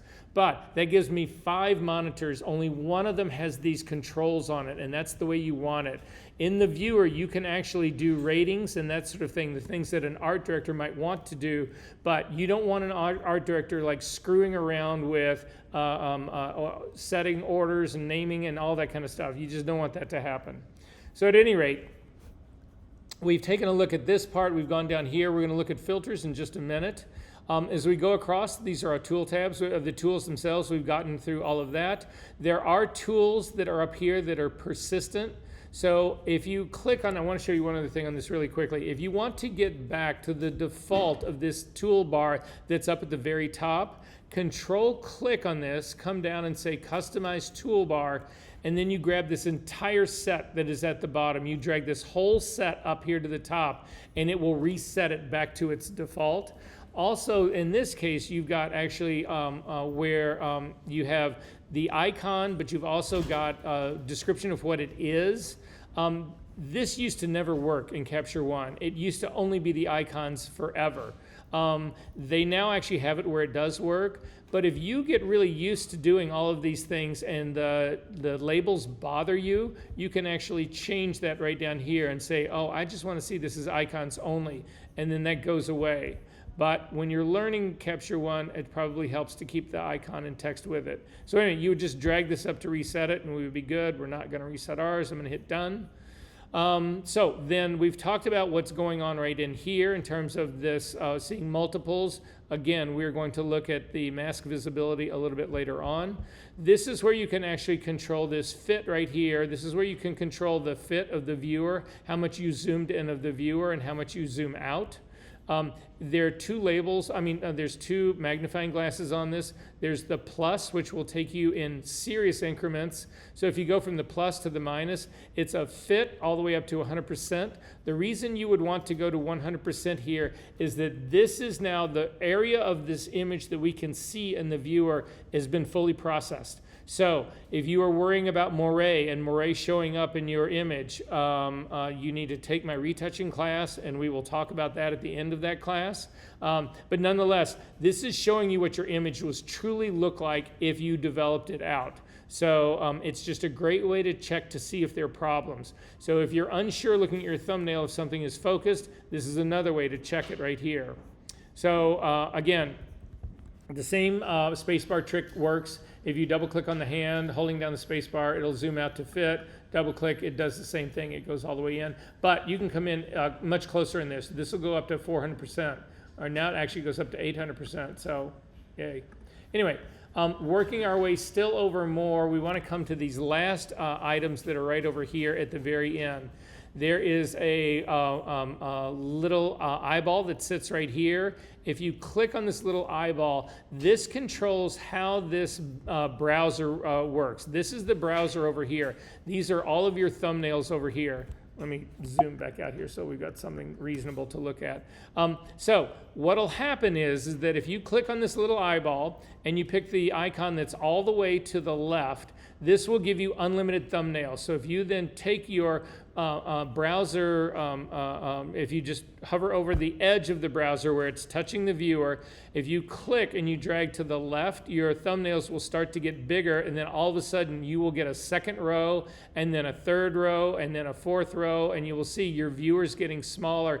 And so this is the max that I can actually drag this over, but you'll have images that actually work up here. And the reason I want to bring you to this space is that this can be a dangerous space, because I want to show you what most art directors do. So do me a favor, come all the way to the very top and click the very top image on the far left corner. This would be the very first image. If I collapse this back down to just a single column, this would be the one. So if you hit the down arrow, it will actually drop down an entire row. That's not what happens when this is a single column. If you take this and you squeeze it all the way back to being a single column, click on the top one. Now when you use your down arrow, it'll go to the crowns that are around underneath. So as long as you've got a single column, you're fine using your up and down arrows. But if you've actually got a situation where you're showing multiple columns here, again, click the image on the very top in the left-hand part. You want to use your right and left arrows as your navigation, because your left arrow will take you to the next frame. Your right arrow will take you to the next frame, the next frame, the next frame, and then drop you down a row. So this will go through and keep your order. If you, again, forget about that and you just use your up and down arrows, you are skipping you're skipping 3 of every 4 images. So it's a dangerous move here, because all of a sudden an art director doesn't see 75% of the work. So if you go back to the column at the top, click on the eyeball and come down to the next one, the one that's in the middle, and you click on that. What this does is it gives you your thumbnails, very small versions of your thumbnails, but with all the metadata and the star ratings and everything else on them. Some people like to use this when they are doing an overall edit, especially when they're doing file management. I don't use this thing, to be honest with you, but other people do. You can actually make this entire thing even bigger. You can come up to your view menu, and you can come down, and under your view menu you will see that you've got a check mark next to your viewer. If you uncheck that, it goes away, and then you've got all of your editing space devoted only to your thumbnails. And again, if you click on that little drop down eyeball, where are you? Oh, right here. This guy right here, click on the center version. It expands it even more to show you more of your metadata in here. So this is for people who, again, this is just a nightmare to me. I look at this shit, but I just want you to know that that exists. And then finally, the last of the ones over, I'm gonna bring back my view of my viewer. So click on the view menu, come down and do a check mark next to your viewer so that you can see it again. And then in this case, I'm going to click on the third option in that little eyeball. It's this one right here.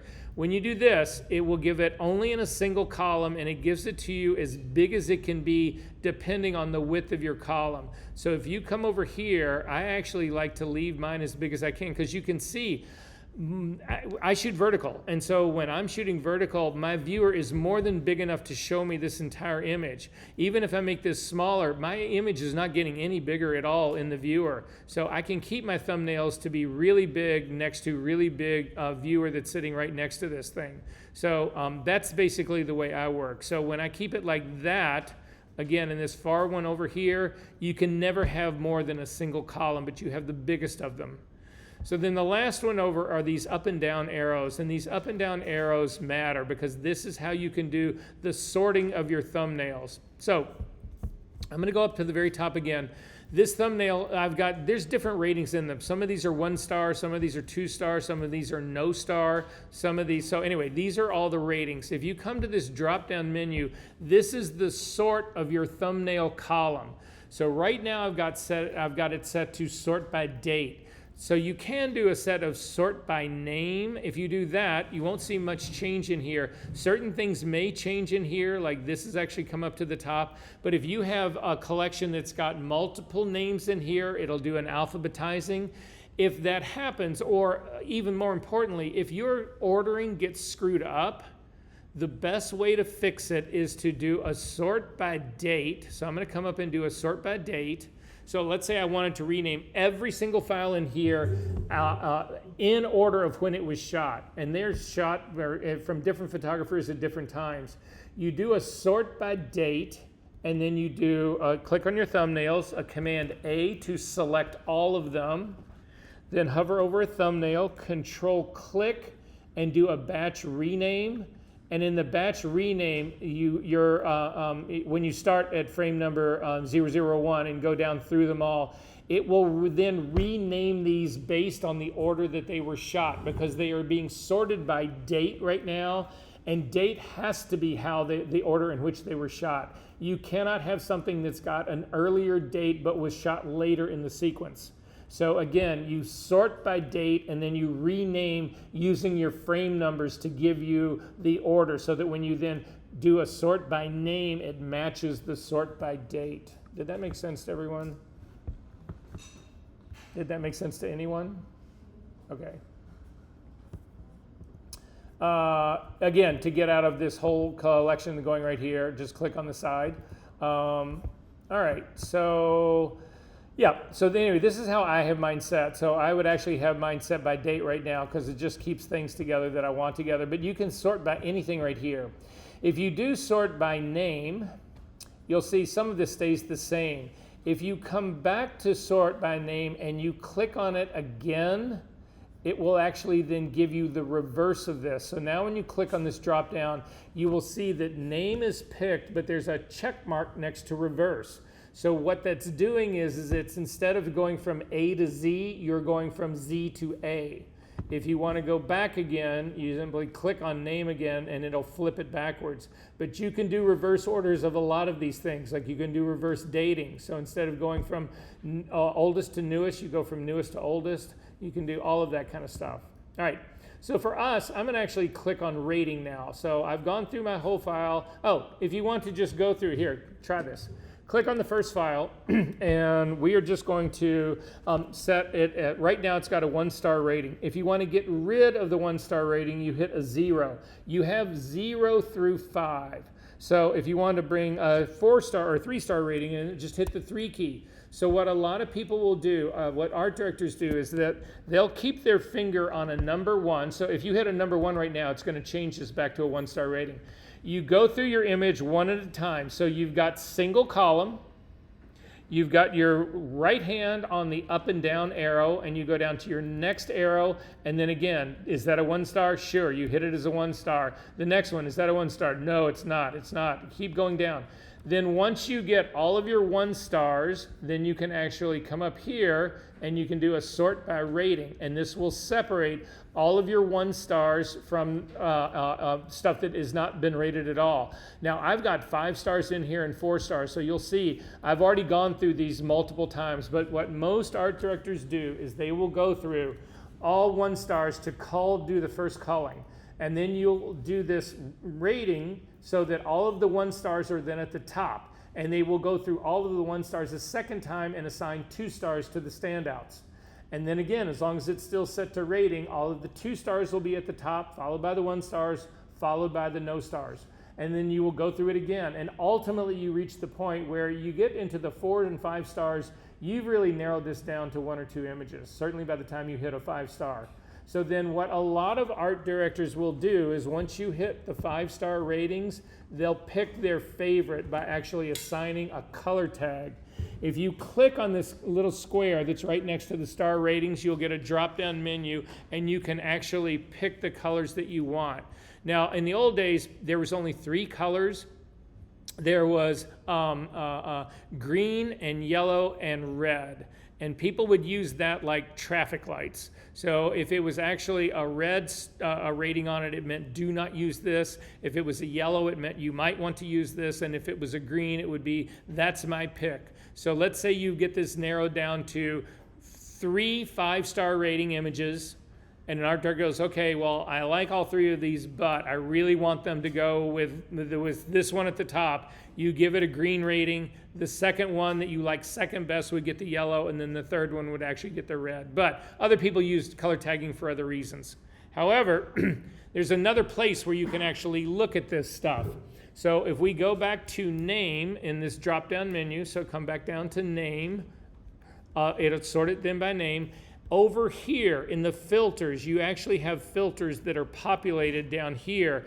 And these down here will allow you to look at images that are relative to the criteria. So if you want to see, for instance, all of the images that don't have any rating at all, you click on this little button right next to the none. And this will show you only the images now that have no star ratings are actually showing. If you click on the 1-star rating ones right here, you will see there's only 3 of them, and that is this number right here. If you click on your 2 stars, again, there's only 2 of them. There are no 3 stars, blah, blah, blah, blah, blah. If you want to see multiples, so let's say you want to see all of your 4-star ratings and your 5-star ratings, if you click on 4 and then click on 5, you lose 4. But if you hold down the Option key, you can click on 4, and now this is showing you your 4-star ratings and your 5-star ratings. Is this making sense to everyone? What's going on? Okay, I'm going to click out of this. If you've got multiple ones here and you want to get rid of it all, you come up to your search box right here and that little X with the inside of the circle. If you click on that, that'll get rid of all of your selects here. I am going to pick my 5-star ratings here really quickly though. And once you get your 5-star ratings, there's other things that you can do with it. So if you click on the little 3 arrows, little 3 dots that are right to the side of this, you can actually get a dropout, and you can use this to be a search criteria for a number of things. You can create smart albums that actually have this rating set up in it. So you'll see it's already been put in here. So I want to create a smart album, and what this smart album is going to be is all of my 5-star ratings. So if I click on Create Smart Album, you want to name this what it is. So this would be 5-star rating. So double click on it and rename it 5-star. And say Save. And that now under your sessions, oh, I actually put in a percentage right there instead of a 5-star. So again, control click on this to rename it, and then actually name it 5-star. And now if you click on this, inside this album, all of this is going to do is show you your 5 stars. So this is only 5 stars are actually in here. You can do multiple versions of this. So for instance, if you click on your 5-star rating, hold down your Option key and click on the red. This is now going to give you actually these 2 images right here. And again, if you click on the little 3 arrow, the little 3 dots that are next to the search, and you'll get this flyout. These are now populated with both of those. You can add to these. If you actually click on this plus button for search criteria, you can add all of these things. I want also to add the camera serial number for this, and I want to, to be a part of your search, and it will just allow you to do really complex searchings in here to find certain things. Is this sort of making sense, everybody, what's going on? Okay, in our session, not our session folders, but in the session albums, you do have all images. So all images will actually, the problem that we usually have in this is if you have got, when you're separating this out into multiple subsections and you want to see all of the images, you can't see all of the images in a given situation because this is now in my capture folder. It's only showing me, again, I don't have subsessions in this, but if I did, it would only show me 01, and then it would only show me 02. If you want to see all of your subsessions together, all of the images, you click on this, and it will show you every image that is a part of this entire session, regardless of what subsession folder it's actually in.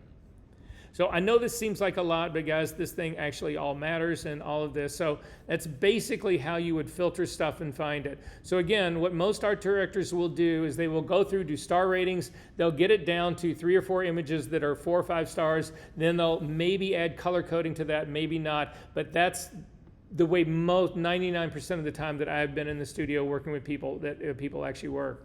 Are there questions about any of this? Because we are finally getting ready to leave the library. All right, if we go to the tether part, we've gone through this part pretty well really quickly. Again, I don't use exposure evaluation at all. Camera, this is where your camera actually shows up to have it to be connected. Camera focus, this only works on phase cameras that are actually do a two-way communication. So this doesn't work for Nikons or Canons or Sonys.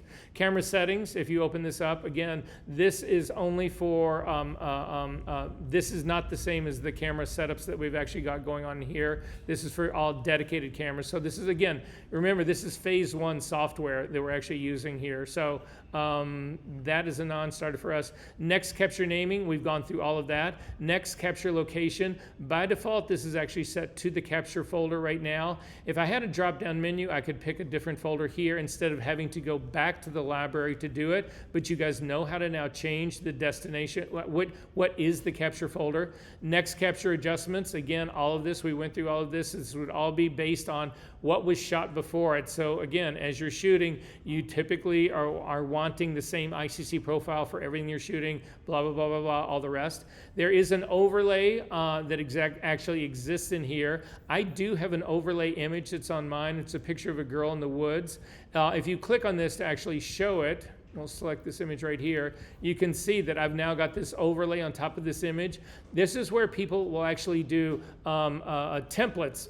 Whenever I'm shooting a cover, there's always a template of the cover that has, like if you're shooting Vogue, there'll be the Vogue part that happens on the top, and then they'll do blocks. Usually they're just blocks of nonsense text on both sides, so that you know where the type is actually going on the cover, so that when you shoot for that, you know how to frame your image so that the stuff that you care about in the image doesn't get hidden by the text. That's what this is down here. If you click on this little hand, you can move this around. You can also scale this. That's what this is all about. So you can make them bigger or smaller. Again, this reference image doesn't really make any sense on top of the one that I've got, but that's what it is. And you can uncheck. Typically, everybody uses the hand now just to move this stuff around. It used to be that you had to use these horizontal and vertical sliders. Nobody does that anymore. I'm going to uncheck show this. The rest of this, we don't need to worry about any of this stuff. This is all the studio version, which is not what you guys are getting when you do your subscription. There's also base characteristics that I brought in down here, but again, I don't need it here because I've already got it in my adjustment guide up in here.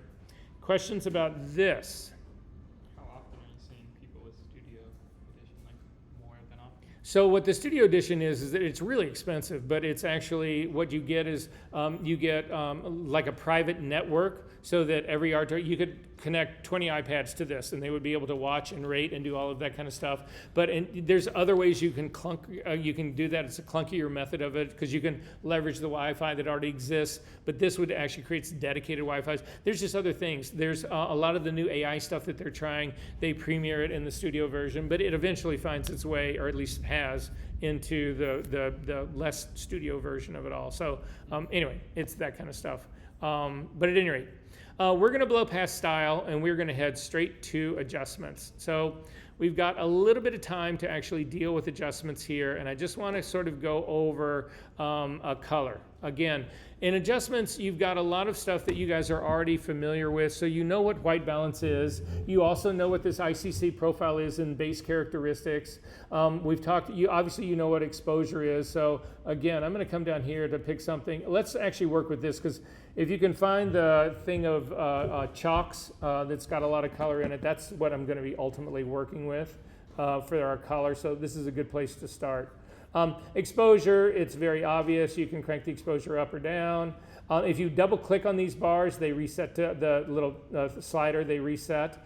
Contrast, it's the same. Brightness, the same. Saturation works here a little bit differently than it does in the color editor. So in Photoshop and in Lightroom, you guys have vibrance. That's really what this should read. So if you click on the saturation slider and crank it up, you'll notice that it doesn't send everybody else in here nuclear. What it tends to do, just like Vibrance does in the Adobe Suite, is it tends to make things that are not saturated more saturated, and it also tends to take the things that are already very saturated and it lays off of them so that you don't get nuclear. So what this control really does is Vibrance. It really is trying to boost the unsaturated colors and leave the saturated ones alone.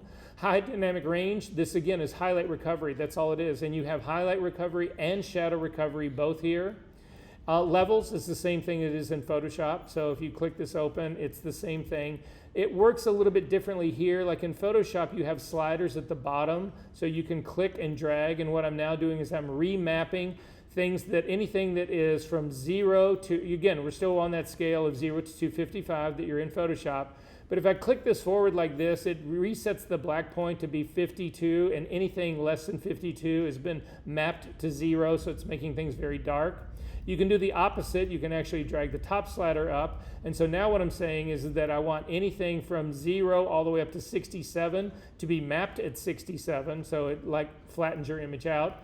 You can also control the midtones. This is exactly like the midtone slider that exists inside of Camera Raw and Lightroom. You cannot move the top point of this. This is anchored at the midpoint. And then again, the highlight sliders, it's the same thing. If I pull this back, I'm saying I want stuff from 217 up to 255 to all be at 255, or I can step on the highlights and pull them back. Curves are the same. The only difference here is that you've got an RGB curve, you've got a red, green, and blue, which is what we have in Photoshop and also in Lightroom, but you've also got Luma, and what Luma is it allows you to change the red, green, and blue parts of this without affecting the saturation. So again, if you're changing this RGB curve, watch what happens. I'm going to make it more saturated, so I'm going to just do the typical S curve, and you can see, I'm not saturated, more contrast. You can see it also impacts saturation here. If I undo that and do the same thing in Luma, what happens in Luma is that I can create the contrast, but it will not have any impact on the color or the saturation. So this is strictly a contrast move. It didn't impact anything else. So again, you can use blending modes in Photoshop to emulate that same thing. But finally, we're down here to the color editor, which is where I wanted to be all day. But we've got a little over half hour here, so I think we'll have a chance, certainly to give you guys enough idea of what's going on in here so that you're not feeling like you're completely naive. I'm going to kill the light on the back of the screen right here so that we can see it a little bit better. Hopefully that won't put anyone to sleep. Okay. So starting at the top, there are 3 tabs at top. So you want to open the color editor. That's the one that we're actually looking for. At the very top, there are 3 tabs. If you click on the basic one has actually got a set of presets that you can use to actually change color in here. So we can go through it really quickly, but there's not all that much reason to do it. There is a targeting adjustment tool right here. So if you click on this little eyedropper and come over to your image, I'm going to come over to the pinks over in here. I'm going to actually the pinks that are down at the bottom, and I'm going to simply click on those, and you can see it's actually picked the color right here that it thinks it's the closest to, and then I can do things like change the saturation. I can actually, move this stuff around. Now, unlike the saturation of the in the exposure slider up here, this saturation that should have been called vibrance, this saturation down here is the real deal. So this will actually push your stuff to the point where it goes completely nuclear on you. Again, moderation. But anyway, so that's the basic panel, and it works really well for very basic things, especially if you're doing like global stuff. But where this program really shines is in the advanced group right here. So in the advanced group, it's a little bit confusing at the beginning of how this works. So we're going to take our time through this. If I lose you, please stop me and just say, hey, wait, no, I got lost here. I don't understand that part. I'm actually going to make my thumbnails much smaller so that I can get my viewer much larger, so that it's just easier for me to see on my little baby screen. Okay, so the way this tool works is you create a selection of color first, and then you adjust it. So I'm going to start with this grouping right here, and if you hit the same version as me, that would be great. So again, you still have the targeting adjustment tool, but I'm going to hover this over the, it's sort of like right in the middle. There's two like columns of sort of blues. So this is sort of a cyan lighter group over here into a really almost aqua version, and then right next to it, I'm going to actually just click on the second group that's right next to it, not the top box, but the one that's right under it. And I'm just going to click, and what you will see is it actually then pops up something on the screen that's inside this color wheel. So this is a color wheel, and what this thing has done is it's actually made a selection of that exact color that I was on. That is this little dot right here in the middle. That little dot is showing you exactly the color I picked. Then the triangle that is around this, if you are inside this triangle, this is considered close enough to that dot to also be selected. Then once you get outside of this dot, going on the right side, or it's not really the right side, as you go sort of around the color wheel in this direction or in the other direction, what that is called is roll off. And what it is that anything that's inside this image right now, inside this triangle, is 100% selected. But as you start to actually leave this area and move into adjoining colors, there is a roll off. It's instead of like having it a sharp cliff where everything that's inside is selected, and then the minute you hit that edge that goes to the outside, nothing is selected. This actually does a softer, again, it's called a roll-off. That is actually controlled by the first of the sliders up here. This smoothness slider, you'll see, the default of this is 20. If you drag this back all the way to 0 or to 1, you'll see that this has brought all of that roll-off in, and now this color will actually stop at like a hard edge. And the minute you get 1 pixel out of that color, that is not selected. Again, it makes for very, very, very severe, jagged, obvious selections. So I'm going to drag it back up to 20 again, or close enough. Then the shape of this cone is all about saturation. So we start here in the very middle with 0 saturation. This is a completely neutral gray right in here. And as you move towards the outside here, you get more and more saturated until you get to the very edge, and this edge is completely saturated. Now, this gets to be really hard to see, so they actually have this wonderful little way to preview this.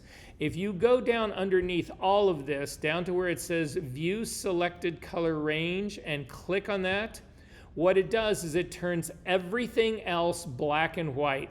Anything that is not in this selected range has just been rendered black and white. So to then see how this is ultimately working, there is a way that you can adjust the color without having to repick. So if you come out to the very edge of this color wheel, there's a little nub that's right in the middle of this. you can use that to actually move this into different ranges. So what people do is they use this to select a particular range, but then when you want to modify this range, you can use this guy to actually change where it's first looking, but then you can modify everything about this. So let's say I don't want the saturated color. This is a very saturated color in here. You can actually click at the edge of your color wheel right here. You can click and you can drag this in, and you will see it will start to get rid of the saturation. So these two little chalks that are right here that were the most saturated have now been excluded from this color range because I actually said I don't want all the saturated colors in here to be impacted.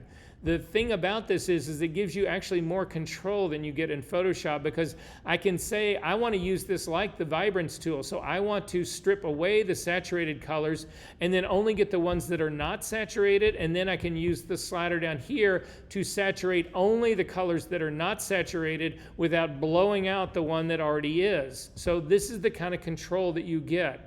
So what most people do when they start this stuff is that they're going to pick a color range of this, and then they make these adjustments to fine-tune their color range. So we're going to try this on a completely different image, and then we'll come back to this guy in just a second. If you scroll down on your thumbnails again, there is an image that's got a series of test tubes in it that have color. If you click on that, again, this has actually already had color adjustments made to it. So I want to completely reset this image. To do that, you come to the Reset Global at the very top and click. This will now reset everything. So now this is just the way this image has actually been shot. So again, we're going to do the same thing to sort of get some sense of what is going to be selected. So I'm going to click on the Targeting Adjustment tool, and I'm going to select the oranges that are at the very top of this. So if you click on it, it will give you this oranges, and because I've still got my View Selected Color Range turned on, you can see the things that are really far out of the range are not selected. So again, if you turn this off really quickly, you can see the green and the blues and the yellows are not selected at all, because this is primarily an orange situation here. But you'll also see that there's a little bit of gray that's happening in this red group of powder or chalk or whatever the colorant this is. That is an indication that this thing is not completely selected. If you want it completely selected, it's going to be in the red group right here. You would click on this red slider right here and start to drag this down so that you include all of the color that's in here. And now my selection, when I use, again, if I want to shift hue in this, if I want to shift saturation in this, if I want to make a lightness change in this, you can do all of those things in here. So again, if you didn't want that happening to this, you can actually narrow the range. So you can click on this guy and you can push it back here to where all of this starts to go gray in here. I don't know that I'm going to actually get all the way there, but I can get pretty close there. Unfortunately, this is the point that I'm at. So if I go any further in this, it's going to stop there. It does not allow you to exclude the color that you picked. The color that you picked, they feel like you want it to still be in the range. But you can use this whole slider here to continue to shift it over. It cleans out this area a little bit. It leaves that area mostly in here. But then again, you can turn off your View Selected range in here, and you can then play with colors. So again, you can actually change the hue of this. So again, it's only changing really the the oranges that are at the very top. You can make it lighter. You can actually make it darker. You can do all of those things. Is this making sense, everybody, what's going on here? Okay, you have up to 25 of these that you can actually pick. If we actually zoom this out a little bit more, no, it's right here. So you can see there's a check mark. This is the first color that we picked here. You can actually pick this color picker again, and I'm going to only go after the greens now. So I'm going to pick this color picker again. I'm going to click again on the greens, and you'll see it gives me a brand new selection. Now the one that was before it is still active, and any of the adjustments that I made before it are also active. If you want to temporarily turn those off, you click the check mark, and that undoes that, and so now we're looking at this. However, if you have an adjustment made and we go to make another adjustment, these adjustments are stacked on top of one another, even though they're going in the downward direction. But now, if I decide to change a color range in here, it's going to look at the color that was already modified. So it's not going to look at the original unmodified image. It's going to look at the modified one. If I actually start to pick that color, it's going to go after that stuff as well. So again, in this point right now, if I turn on my view selected range, you can see that it's excluded pretty much everybody else. So this thing is actually pretty good, exactly where it is. And now when I make an adjustment on this, you can see if I change the hue in this, it'll actually make it greener. If I change the saturation and drop it all the way down, it makes it white. If I really crank it up, it nukes it out. I can make it lighter and darker, blah, blah, blah, blah, blah. Questions about any of this? Again, turn this off, and this would be the image that we have right now. If you want to see the before and after of everything, again, you hover over the reset little button just for this tool, hold down the option key and click. That temporarily turns everything off, and then let go, and that turns everything back on. So this is your preview part that actually is sitting in here. Is that making sense to everyone? Are we good? All right. I want to go back up to the very top with the crown chalks, with the chalk guys, these guys right here. So this part works out pretty well, but it's somewhat limited in this as well. And what I mean by limited in this is that when you go to pick ranges like this, so again, I'm going to pick a brand new range right here. If you want to get rid of the one that's already picked right here, so this is the one that we picked in the very beginning. If we wanted to start from scratch, again, we could do a reset up here at the top. Just click on it and that's all gone. Or you could have clicked on this little minus button right underneath it and it would have done the same thing. I'm going to grab the targeting adjustment tool and I'm actually going to click on it again, exactly where we did before. I'm going to click on this so that I can view this selected area. And I'm really happy about this, but I don't want these lighter chalks actually to be selected, and I don't want these guys to be selected over here. I only want the guys here in the very middle. So you can start screwing around with this stuff to start to pull this back to see if you can get this part off. But the problem is that I'm never going to get all of this color out in here. That's just not going to happen for me. So what we can do now is we can actually create layers. Layers exist in Capture One. And we can use masks on those layers to control everything that we are talking about doing in here. So I want to restrict all of my color only to this part in the middle, but I can't get to it using these color selections down here. There's just not enough. I can't get rid of this stuff without getting rid of part of this. So I want to just keep this part here. So what we're going to do is we are going to reset this tool. So I'm just going to click on the reset button. Again, if you guys do this with me, you will learn this more than if you just sit here and watch this, because watching this shit is just deadly. Anyway, I'm going to collapse all of these. What I'm trying to do is get up to my level, to layers that's up at the very top. Say what?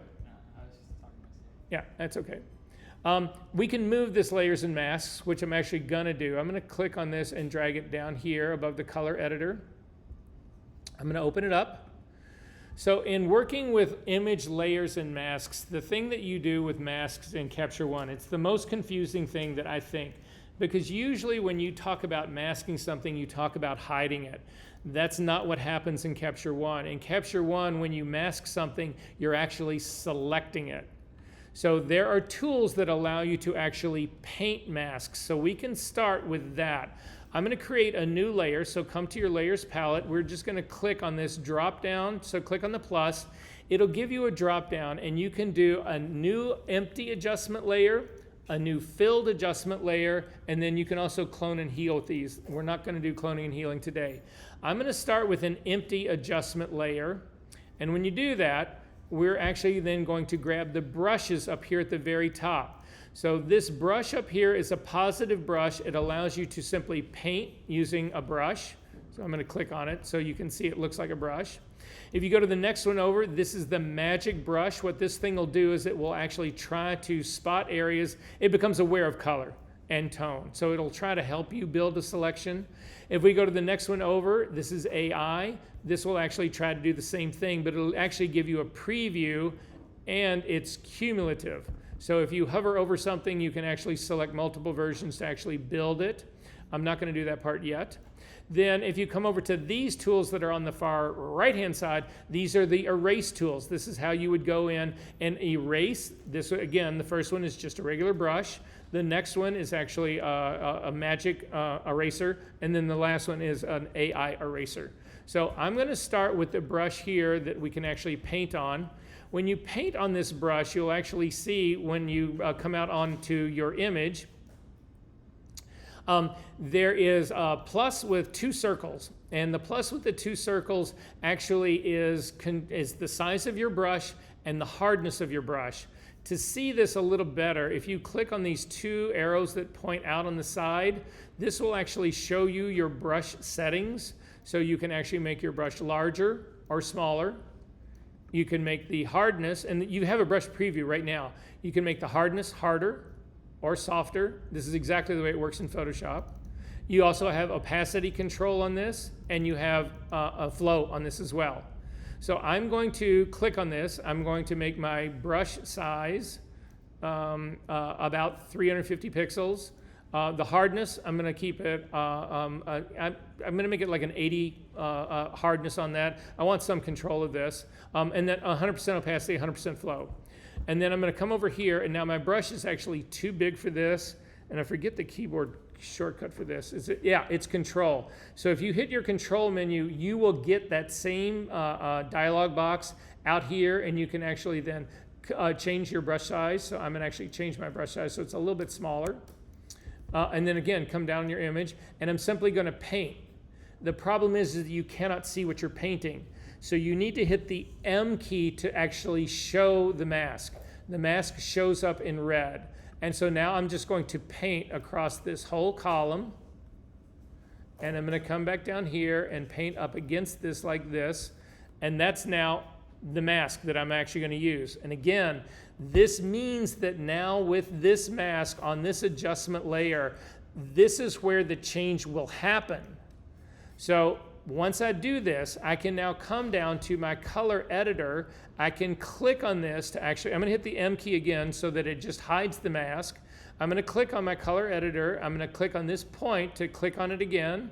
I'm going to turn on so I can actually see what is being selected or not. And you can see now all of these things are still in my selection range, but it's on a mask that this is controlling. So watch what happens if you take your lightness and crank it all the way up. It is only going to hit these guys that are on the outside edge here. It doesn't hit the stuff that's not under the mask. If you then take this back down again, nothing, it's just only impacting what's underneath this mask. Does that make sense, everybody? All right, so the way most people use masking is this. The thing that you need to know about masking, or about layers and masking, is that they do not just control color. They control everything. So if you come up to your layers palette and click on the image layer underneath, and you take a look at your color, the color picker right here, you won't see any.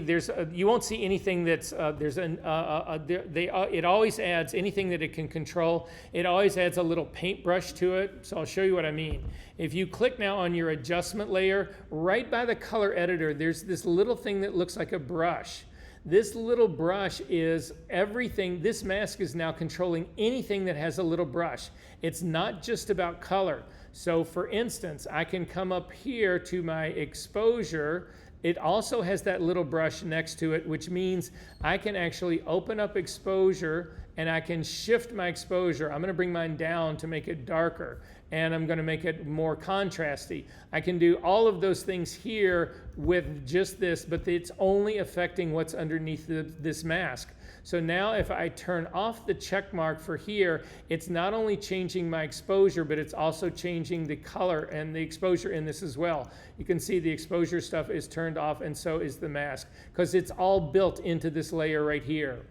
There's also an opacity slider for color for adjustment layers. So this is the opacity slider right here. I can click this and drag this back down to just fine tune it, to modify it. Is that all beginning to make sense to everyone here? Are we good? Questions about this part? It's not better. The next thing I'm going to show you is what I think is seriously better. This is pretty wicked though. It allows, if you really get deep into doing the masking correctly and doing these color ranges and really controlling that, it's just shocking the control that you can get off this stuff. Shocking. Okay, I'm going to show you one last thing to do because we're running out of time and I want to wrap this up, and also we'll do the best of both in here. We're going to look at what skin tone is and what it really is designed to do, and we're also going to look at everything else in here. So I'm going to get rid of this adjustment layer right now. I don't want to use this guy right now. So to get rid of it, you simply highlight it and click on the minus button. Again, if we click on another button, which we can do, so I'm going to click on another button, and this button, let me show you what the tool is first before we actually add as layer. So I want you to click on the girl that's wearing the bra that's got sunburned here. We actually fixed this in Photoshop using Photoshop, but I'm going to show you what I think is a much superior way of doing this. So if we go to the third of the tool tabs over, the one that says skin tone, now this is misleading. This shouldn't just be skin tone, even though we're going to do this on skin tone. But what you'll see is when you clicked on skin tone, you actually get 3 more controls that are sitting right down here at the bottom. We don't just have hue, saturation, and lightness. We now have what they call uniformity. And what uniformity does is we're going to pick a color range, but what uniformity is going to do, if we really whack it hard, it's going to try to take every single color that is in this image and push it towards that one color that we selected. So again, I'm going to use my targeting adjustment tool. I'm going to click right in the middle of this girl's chest, and you can actually see that, so we're not picking the area that we want to fix. I want to get rid of the sunburn. So I'm picking something, actually I'm going to take it back. I'm going to pick a different color. I'm going to come down here to the bottom. So I'm going to click a reset. I'm going to do something that's down here. Not in the middle, this is too highlighted down here, but right here on the side of her skin right here, that's going to be the color that I want to be uniform. So when you do that, I want the whole range of this to be uniform. I want to make sure it gets all of her skin. So if you want to expand this range, you can click and drag these things out to get all of the saturation in this, or you can click on this little icon that's right down here at the bottom. If you click on that, it expands that whole pie chart to go all the way out. Now if we click on our view selected color range, everything that's outside of this should have gone gray. Nothing has gone gray, which is fine. I want it to impact the whole image. But you could see if we actually choked this down, so again, I can choke this down, or I can move this all the way around. This isn't in the color range of her skin anymore at all, and that's why the whole thing has gone black and white. So I'm going to hit Command Z to undo that, Command Z again to go back to what it was originally. So everything is going to be impacted by this. So now if I take my hue slider and I drag this in this direction, I'm going to crank it all the way out, and you'll see this has now taken everything in this image and given it the hue of this point that's right down here. If you then do your saturation, it will do the same thing. And then if you do your lightness, it will do the same. It's trying to get everything it can to be this same one point down here. Now, it's not a perfect thing in the lightness, but you can see it's actually done a pretty good job of this. However, we want to control this better. This is now universal over the entire image, and that's not necessarily how you always want this thing to do. So for instance, these highlights in here have been just nuked out because I've got this lightness cranked all the way up. So instead, I'm going to do this using layers. So I'm going to reset my color, so go up again to the little color picker, the little reset button for the color tool, click on that. That actually pulls this back down into normal land. I'm going to go to my layers palette. I've got a bunch of layers that it's actually changed on this image right here. So this is from a previous version of this. So I want to reset everything. I'm going to go up to my reset menu at the very top and my global reset and click on that and do reset. And it gets rid of all the adjustment layers. So all of this has gone back to where it was to begin with. So then I'm going to now, this is the tricky one. I am actually now going to add a new filled adjustment layer. And if you do that and hit the M key, you'll actually see that the entire image is now covered with a mask. So when I do these tonal adjustments, it's going to happen to everything. I don't want this to happen to everything. I actually want to, instead of erasing my corrections, I want to paint them in. So I'm going to go up again to this drop-down menu part right here. I'm going to click on this, and I'm going to not do that. They've changed this. I'm going to throw this layer away. So again, just click on it and hit the, wait, here maybe in the plus part. Nope, hit the minus. And instead, we're going to add a new empty adjustment layer. So when you do that, the M key is now, it's still hit, but there's nothing, there's no masking in here yet. So now with this adjustment layer picked, you can actually double click on the name, and we can call this, you can name it something. I'm going to call it Remove Sunburn.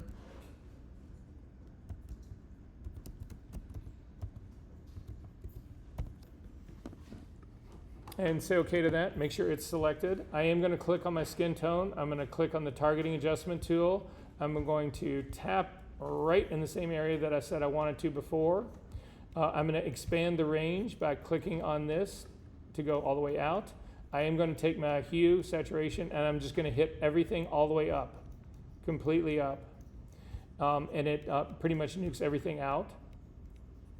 Actually, you don't see anything nuked out because it's on this layer, and I haven't gotten any. I don't have any mask in here. I haven't painted anything in yet. So then I am going to click on my paint tool, the tool that I can actually paint with. I'm going to click on these controls on this flip out right here. And what I'm going to do here is I'm actually going to drop the flow. I want to be able to paint this in slowly. I don't want it just to be all in one place and not in another. So I'm going to take my flow and I'm going to drag this way down to like a 10. I'm also going to make a softer brush in here, not too much softer, but probably around a 50. That's a sort of like a standard in-between brush. And I think the size on this actually looks pretty good for me right now. I'm going to uncheck pen pressure. I don't have a tablet, but I just don't want that screwing up. And then I'm going to come out onto my image, and I'm going to start painting. And so if you will see, when I first start, as I start to paint, you'll see it gets worse. It's looking like it's getting red. That's because my mask is showing. If you hit the M key, that's actually fixing the problem. So without the M key, I can start to go in here and remove the sunburn only from the places that I really want to remove it from, like the top shoulders and all of this. But I'm bringing this in slowly. If you hit the M key again, you'll see that this is what my mask looks like. If you go up here to this little icon, the last one that I kept saying that, yeah, we're going to get to mask visibility sooner or later. If you click on this and use a drop down, the standard is to always display your mask. However, if you want to see what it really is doing and get a better sense of the opacity of this, click on Display Grayscale Mask, and this will show you exactly what we're doing. So you can see the areas that are here that are lighter, that are getting hit harder with this uniformity than the areas that are not. So this is just a way to preview that part. So again, I'm going to go back to Always Display Mask here, and then hit the M key to actually take that off.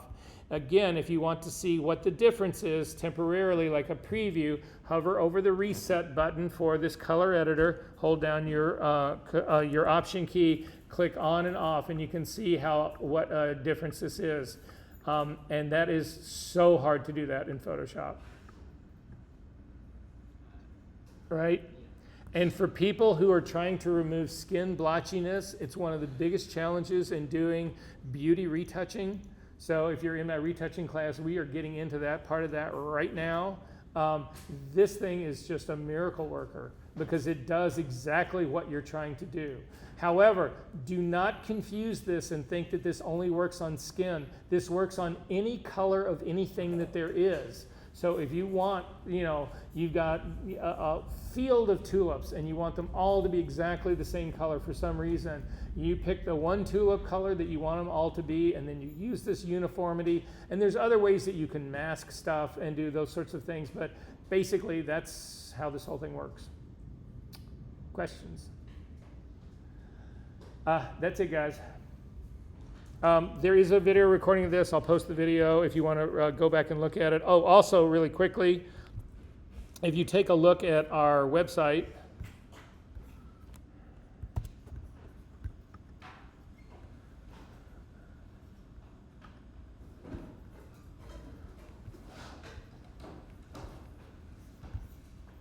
and you go into module number 6, that's today. and look under resources. You've got an assignment that says complete the videos listed in resources 6. There's quite a few of them. These are really wonderful, in-depth things about Capture One. Now, this is all based on Capture 1.10, but largely it's the same. There's even some stuff down in here, and naming and renaming is from version number 8.